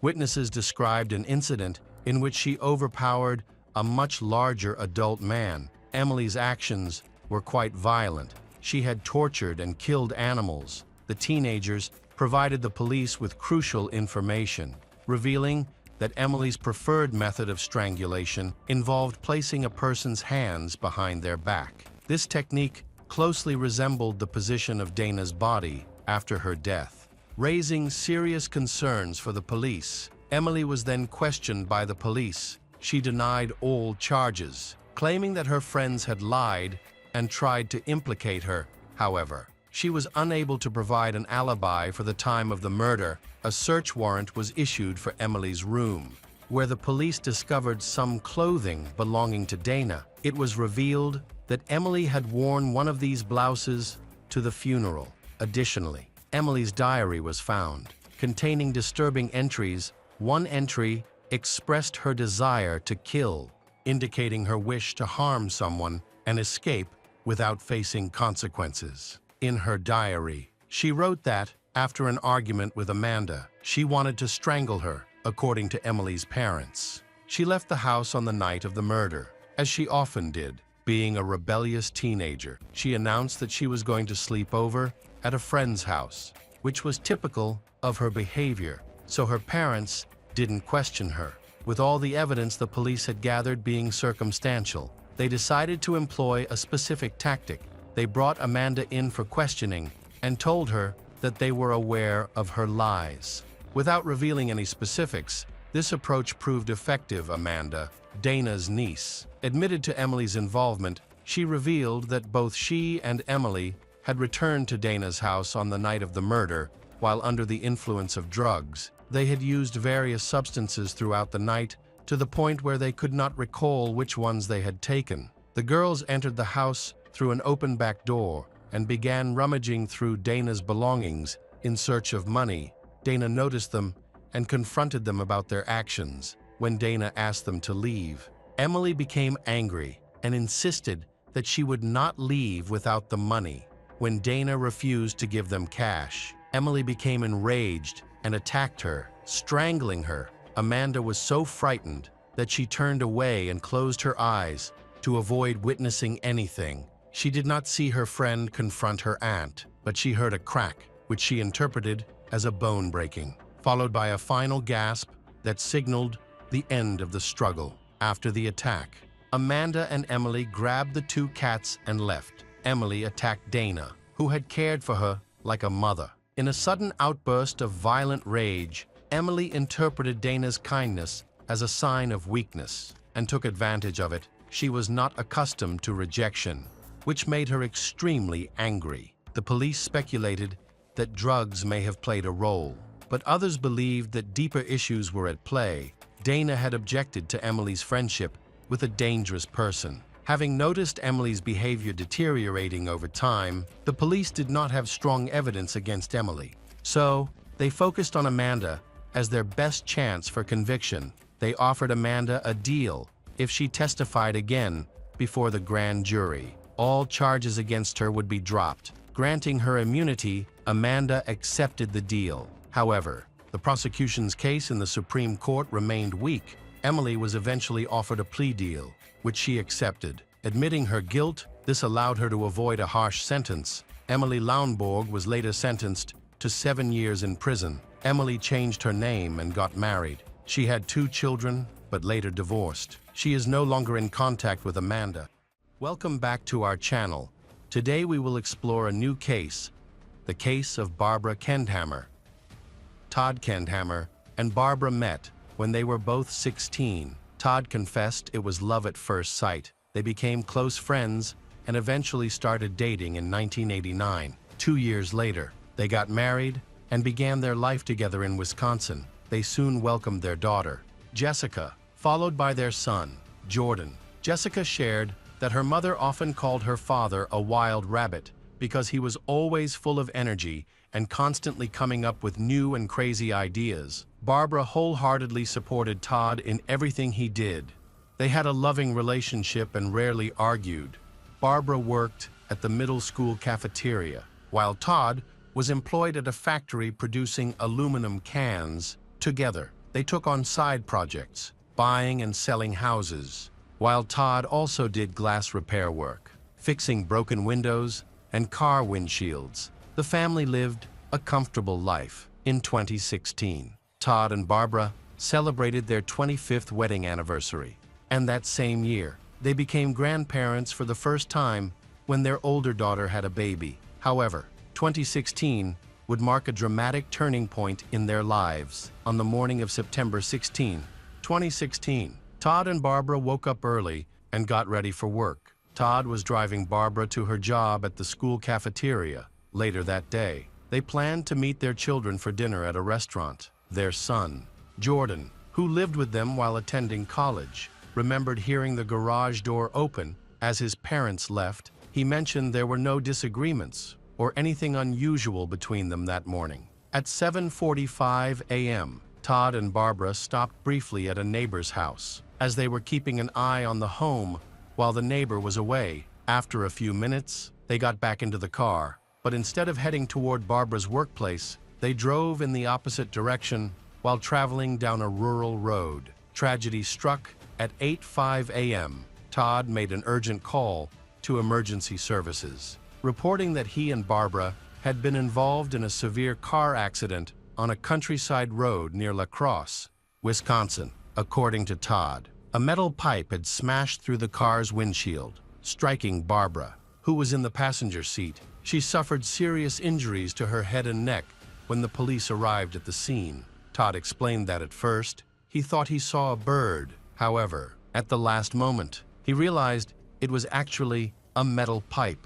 According to Todd, the pipe had fallen from a passing truck and struck Barbara directly. The pipe, which caused fatal injuries, was approximately 135 meters long and weighed about 10 kilograms. Barbara was unconscious, but still breathing, and was rushed to the hospital. Todd, panicked and trembling, was covered in his wife's blood and overwhelmed with distress over her condition. At the hospital, neurosurgeons informed Todd that Barbara's condition was critical and her chances of survival were very low. Less than 24 hours later, in the early hours of September 17, Barbara Kenhammer passed away without. Her family decided to donate her organs to help other patients in need. However, the tragedy didn't end there. Police began to suspect that Todd might have been responsible for his wife's death. Investigators observed abrasions on Todd's hands and knuckles, along with scratches on his neck. They found inconsistencies in Todd's version of events. Police searched for the truck Todd claimed the pipe had fallen from and interviewed locals to determine if anyone had seen such a vehicle that day. They also reviewed security footage from cameras near the accident site. One camera captured Todd's car driving along the road at approximately 7:57 a.m., but no truck matching Todd's description was seen traveling in the opposite direction during that time frame. 4 days after the incident, a medical examiner performed an autopsy on Barbara's body. The autopsy revealed 3 lacerations on the back of her head. It was determined that Barbara died from blunt force trauma to the head and neck, which caused skull fractures, a fracture of the cricoid cartilage, and fatal brain damage. The cricoid cartilage, located at the base of the neck, can be fractured during strangulation. Barbara also had multiple scratches on her neck, a broken nose, a laceration on her forehead, and bruises across her body. Photos taken by police at the scene showed abrasions on Todd's hands and scratches on his neck and chest. Todd explained these injuries by claiming he got them while working with glass. as he often repaired broken windshields, however. A local construction worker who passed by the Kenhammer's car around 8 a.m. reported seeing no damage to the windshield or anyone near the vehicle. The car was parked on the roadside, but appeared empty. Police theorized that Barbara might have tried to escape from her husband and hidden in the tall grass, with Todd pursuing her. On the morning of the incident, Barbara was scheduled to be at work by 8 a.m., but she never called her co-workers to inform them of any delays. She also failed to call her mother, a daily routine she followed every morning before going to work. Todd told investigators that he planned to craft a windshield for Justin Heim, a former co-worker. He claimed that, while driving Barbara to work, he decided to stop by Justin's house to deliver the windshield. When questioned, Todd was asked by police if he had called Justin before going to his house. Todd admitted he hadn't called, explaining that he was confident Justin would be home. However, when investigators spoke to Justin, they received a completely different account. Justin stated that he had never ordered a windshield from Todd. Further investigation revealed that Todd didn't even know where Justin lived. About a week after Barbara's death, the police asked Todd to come to the station, claiming they had developed leads about the trucks the pipe might have fallen from that day. Todd went to the station, but appeared confused during questioning. Frequently forgetting details, he explained that he was on sedatives, but hadn't taken them that day, which left him feeling overly anxious as the interrogation continued. Investigators began to suspect Todd was lying. Additionally, the medical examiner concluded that Barbara's death could not have been caused by a pipe collision. When pressed further by police about his actual destination that day, Todd changed his story. He claimed he had been heading to another friend's house instead of Justin's. Police later located this friend, who also confirmed that he had never requested a windshield or discussed it with Todd. After 3.5 hours of questioning, Todd was released. However, 3 months after Barbara's death, Todd was arrested in December 2017. Todd went to trial for Barbara's death, with most attendees showing their support for him. His daughter, Jessica, was convinced her father couldn't be responsible for her mother's death, but worried that the court might impose a severe sentence. Forensic expert Dr. Kathleen McCubbin testified that Barbara died from head and neck trauma caused by a blunt object. Todd's lawyer questioned this. Pointing to a large travel mug found on the car's passenger side floor, he suggested that the mug might have struck Barbara's face as she ducked to avoid the pipe, potentially causing her injuries. The condition of the car's windshield also became a key focus of the trial. Alongside the medical evidence, defense expert Mark Meshulam, who had over 30 years of experience in glass-related cases, supported Todd's account. He testified that the windshield exhibited 3 points of impact: one from Todd's fist hitting the glass, another from the pipe entering the windshield, and a third from Todd pulling the pipe out. However, police forensic experts disagreed, concluding that the windshield only displayed 2 external impacts, ruling out the possibility of the pipe hitting it twice. Jessica and Jordan strongly defended their father during the trial. They couldn't believe he would kill their mother and then call the police just 5 minutes later. Jordan argued that, had their father intended to harm Barbara, he wouldn't have staged a complicated pipe incident on a busy road, especially since he owned around 28 weapons stored in the basement on the witness stand. Todd insisted he had never physically harmed Barbara. He explained that he panicked during police questioning and gave inconsistent statements. He said, "When I watch the video, I see myself in it. But the person speaking doesn't feel like me. I wasn't in the right state of mind. I wasn't thinking about my actions or where I was going. My mind was only focused on Barbara." Todd Kendhammer was convicted of first-degree murder on December 15, 2017. During this hearing, Jessica and Jordan were stunned when Barbara's cousin spoke in court against Todd. The cousin read a letter signed by other family members, expressing their collective desire to protect Barbara and urging the court to impose the harshest punishment on Todd. Jessica disclosed that her mother and this cousin had a strained relationship and had stopped speaking to each other before her mother's death following the trial. Todd was forced to sell the house he and Barbara had lived in to cover legal expenses. In the end, the judge ruled that Todd was sentenced to life in prison and is eligible for parole after 30 years. Despite the initial ruling, Jessica and Jordan refused to give up and were determined to clear their father. In August 2021, 4 years after his conviction, Todd returned to court once again.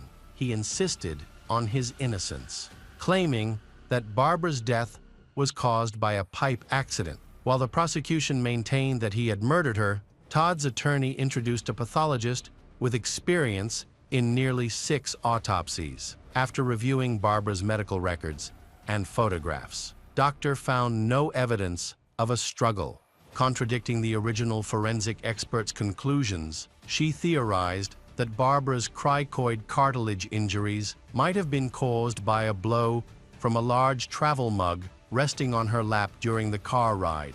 Regarding the wounds on the back of Barbara's head, doctors suggested that Barbara may have instinctively ducked in fear, causing the pipe to strike her. She concluded that Barbara's death was the result of a car accident. The defense also called forensic pathologist Dr. Kathleen. She described the case as complex and acknowledged that the original autopsy had been well executed, with reasonable conclusions.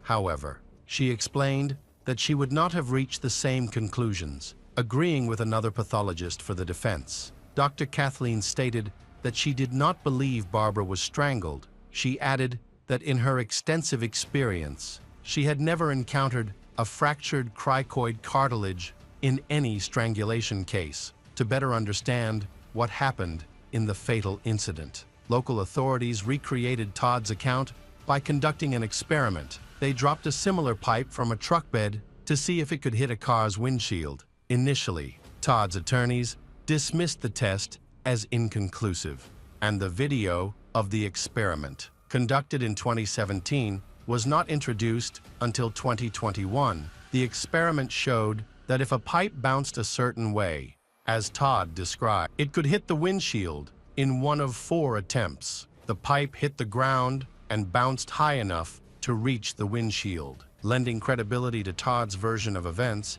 the attorneys also presented additional videos of similar accidents to demonstrate that Todd's case was not unusual. Although these other incidents did not involve fatalities, the vehicles were damaged by pipes in comparable ways. Ultimately, the jury was convinced that the testimony regarding strangulation was the most credible. Despite the defense's efforts to offer another explanation, in May 2022, the judge denied Todd Kenthammer's request for a new trial, but Todd intends to appeal the decision. Todd's daughter, Jessica, shared, "I used to get annoyed when Dad would constantly call me or invite himself over, but now I miss that so much. I miss my parents all the time." Welcome back to our channel.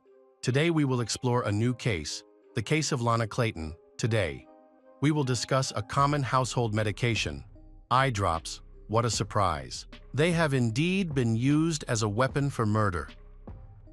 Let's begin with the story of Stephen Clayton, a kind-hearted and romantic man who believed in true love. He found great success on his own and was passionate about helping others achieve their goals. Born in South Carolina in 1954, Stephen was a highly motivated individual.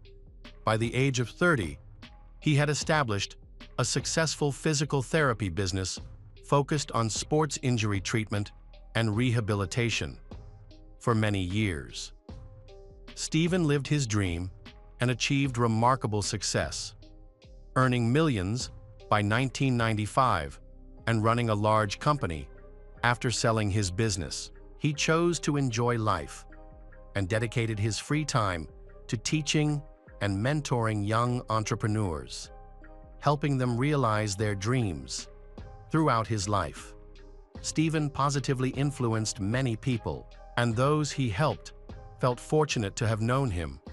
Stephen was a firm believer in true love and made several attempts to find his soulmate. Despite his past relationships not working out, he remained hopeful of finding the one. His last marriage was to Lana Clayton in 2010.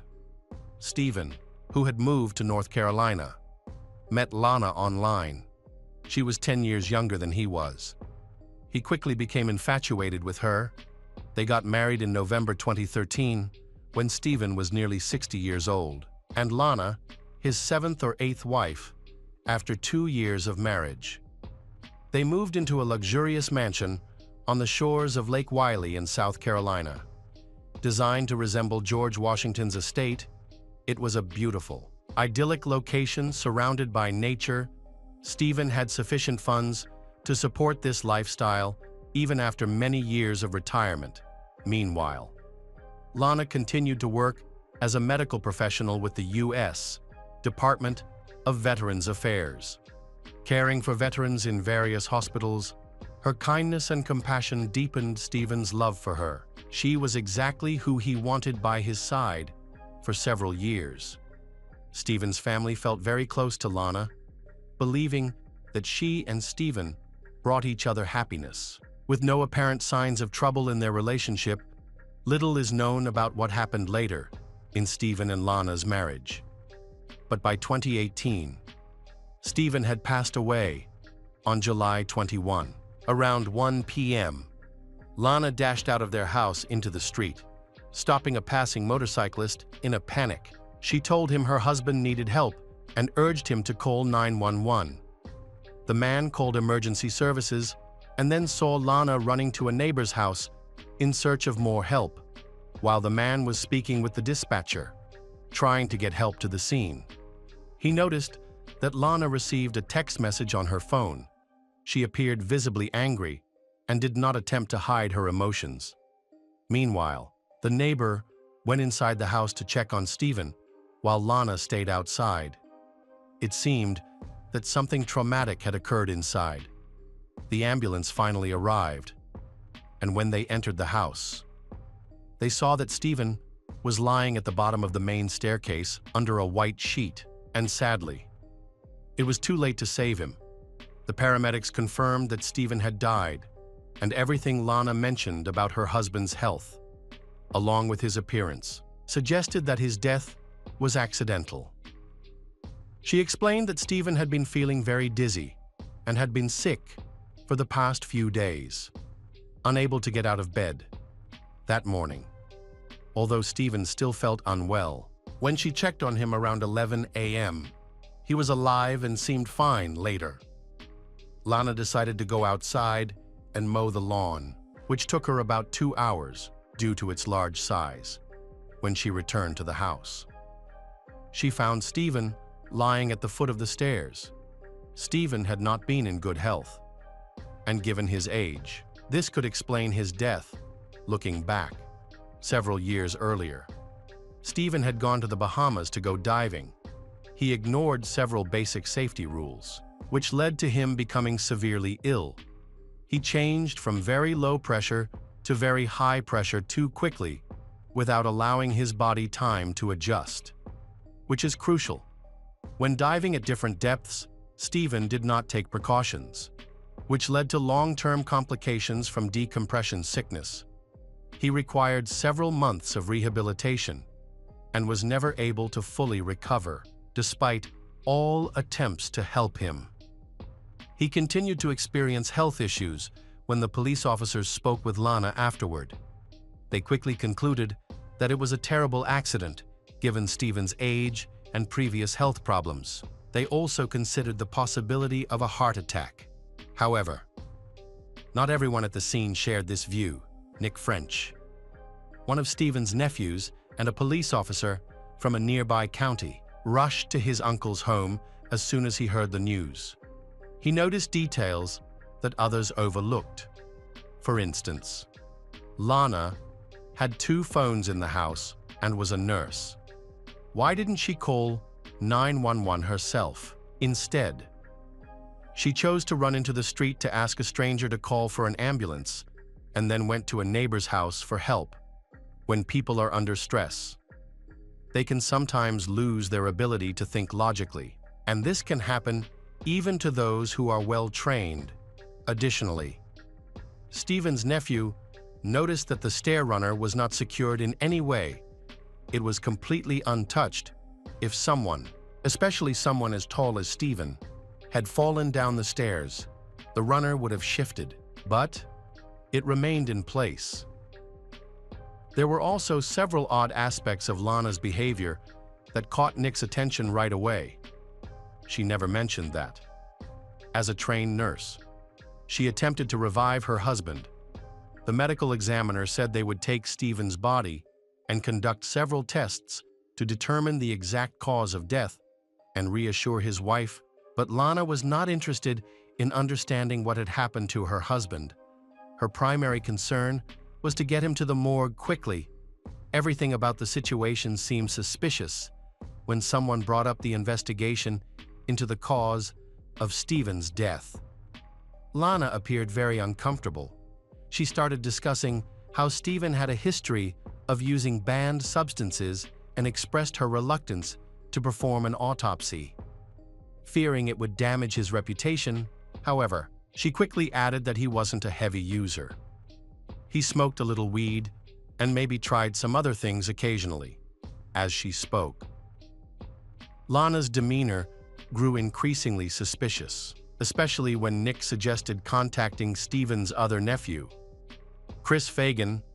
Lana strongly opposed this idea, claiming she didn't want Chris to see his uncle in such a condition, believing it would be too difficult for him. However, Chris was an adult and deserved to be informed about what had happened. Nick tried 3 times to persuade Lana to tell Chris, but each time she refused. Ultimately, Nick decided that Chris needed to be informed, and so he would call Chris anyway, while an upset Lana sat on the couch speaking with police officers. Nick went upstairs to make a private call. First, he noticed that Stephen's mobile phone was missing, which was unusual since Stephen always carried it with him. He thought the phone should be lying next to Stephen's bed, on the dresser, or on the bed, but it was nowhere to be seen. Another strange thing Nick noticed was the condition of the room. Although Lana had mentioned that Stephen had been sick in bed for several days, he expected to see a typical mess: tissues, cups, and medicine packaging scattered about, along with the smell of illness. Instead, he was confronted with something entirely different. The bed was completely soaked with urine, indicating that Stephen had been left in deplorable conditions. This was alarming to Nick, especially since Lana, a nurse experienced in caring for veterans, should have ensured her husband was looked after, even if she wasn't sleeping in the same room as him. She could have at least changed the sheets. Investigators believe that Lana intentionally discarded Stephen's phone while he was in bed, preventing him from calling for help. They also think she may have taken his phone several days before his death, since his sister was unable to reach him, which was unusual for him. Chris, Stephen's nephew, whom Lana had wanted to avoid contacting, was eventually informed about the situation. He decided to visit her to see how she was doing and to discuss matters in person. And upon his arrival, he brought up the topic of the will. As the heir to Stephen's estate, Chris wanted to locate the will so he could handle his uncle's affairs. However, Lana claimed that Stephen had not created a will. Chris knew this couldn't be true because he had seen the will before. Furthermore, it was hard to believe that Stephen, who was wealthy, intelligent, and 64 years old with health issues, would not have prepared one. The main surprise came when the Clayton family learned that Lana had destroyed Stephen's will. She had started a small fire and burned a stack of legal documents. Lana believed that by doing this, as Stephen's wife, she would automatically inherit his entire estate under South Carolina law, but her actions went further. 2 weeks after Stephen's passing, during his wake, family and friends noticed that Lana had already collected all of his belongings and was trying to give them away at his funeral. She offered his items to relatives, stating that anything they didn't take would be given to outsiders. This behavior raised eyebrows and didn't match what one would expect from a grieving widow. Stephen's nephews were determined not to let their doubts about Lana be ignored. They discreetly contacted the morgue, requested an autopsy and toxicology tests on behalf of the family. All without informing Lana, the forensic toxicologist and medical examiner conducted tests that revealed the true cause of Stephen's death. They discovered that Stephen Clayton had an extremely high level of a chemical commonly found in some eye drops, particularly those used to treat redness. This chemical is designed to constrict blood vessels in the eyes when applied, but when ingested in large amounts, it can depress the central nervous system, cause rapid heart rate, and even result in death, since this substance is colorless, odorless, and tasteless. It can be consumed unknowingly, making it very dangerous. Even at lower doses, it can cause unpleasant side effects like vomiting and diarrhea, while higher doses can lead to life-threatening situations. With this new information in mind, investigators needed to determine whether Stephen had ingested the eye drops. Therefore, on August 29, 2018, Lana was called in for questioning under the pretext of clarifying some details. At that time, she thought she had avoided suspicion. In reality, the detectives wanted to share their findings and observe her reaction, although Lana was aware that an autopsy had been performed without her knowledge. She was unaware that FBI agents and personnel from the York County Sheriff's Office were in the next room, listening to her. During the interrogation, Lana initially acted like a grieving widow who had no idea what had happened to her husband. However, when the detectives began discussing the eye drops, she quickly realized their significance, and her behavior shifted dramatically. She seemed to know about the substance and started to weave a complicated story about Stephen.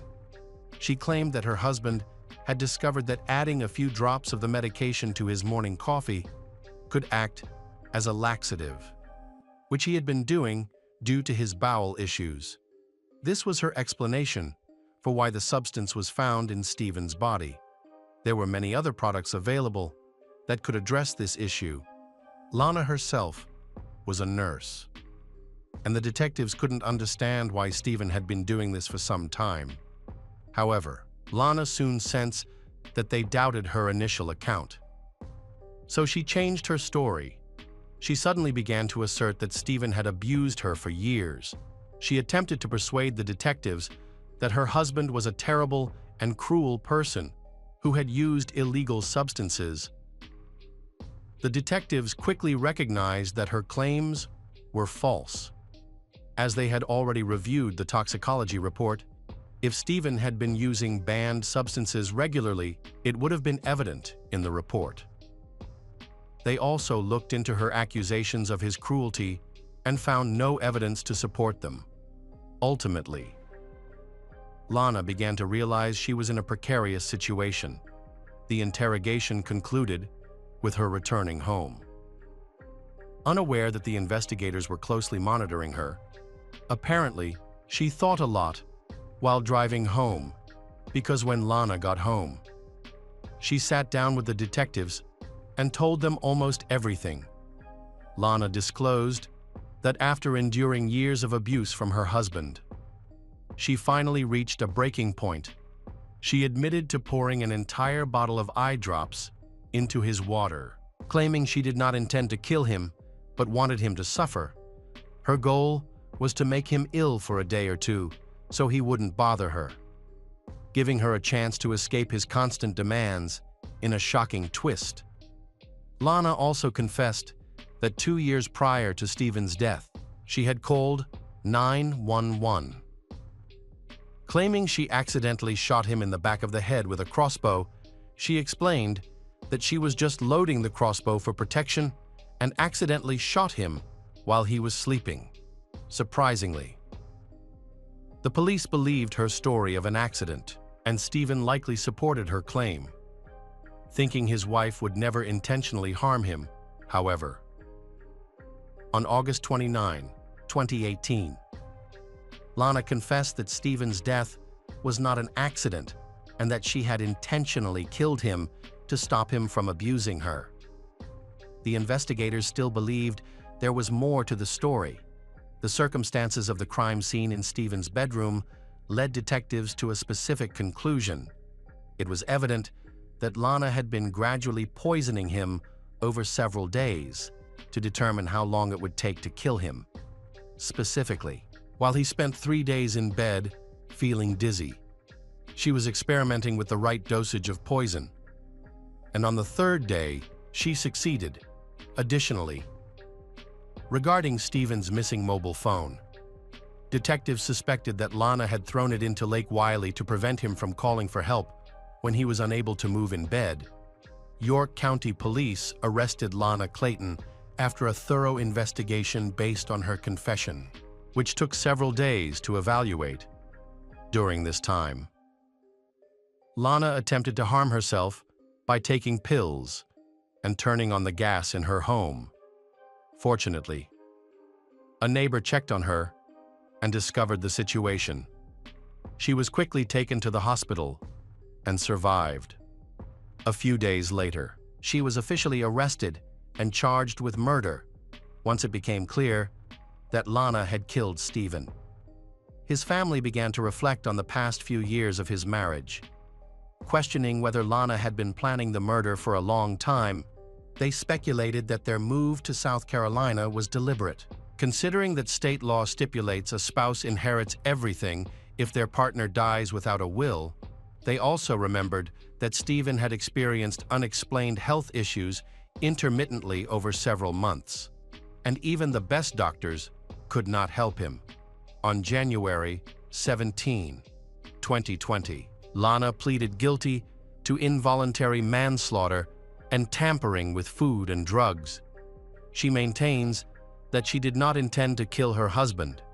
The prosecutor described the case as one of the worst in York County's history, according to the prosecution.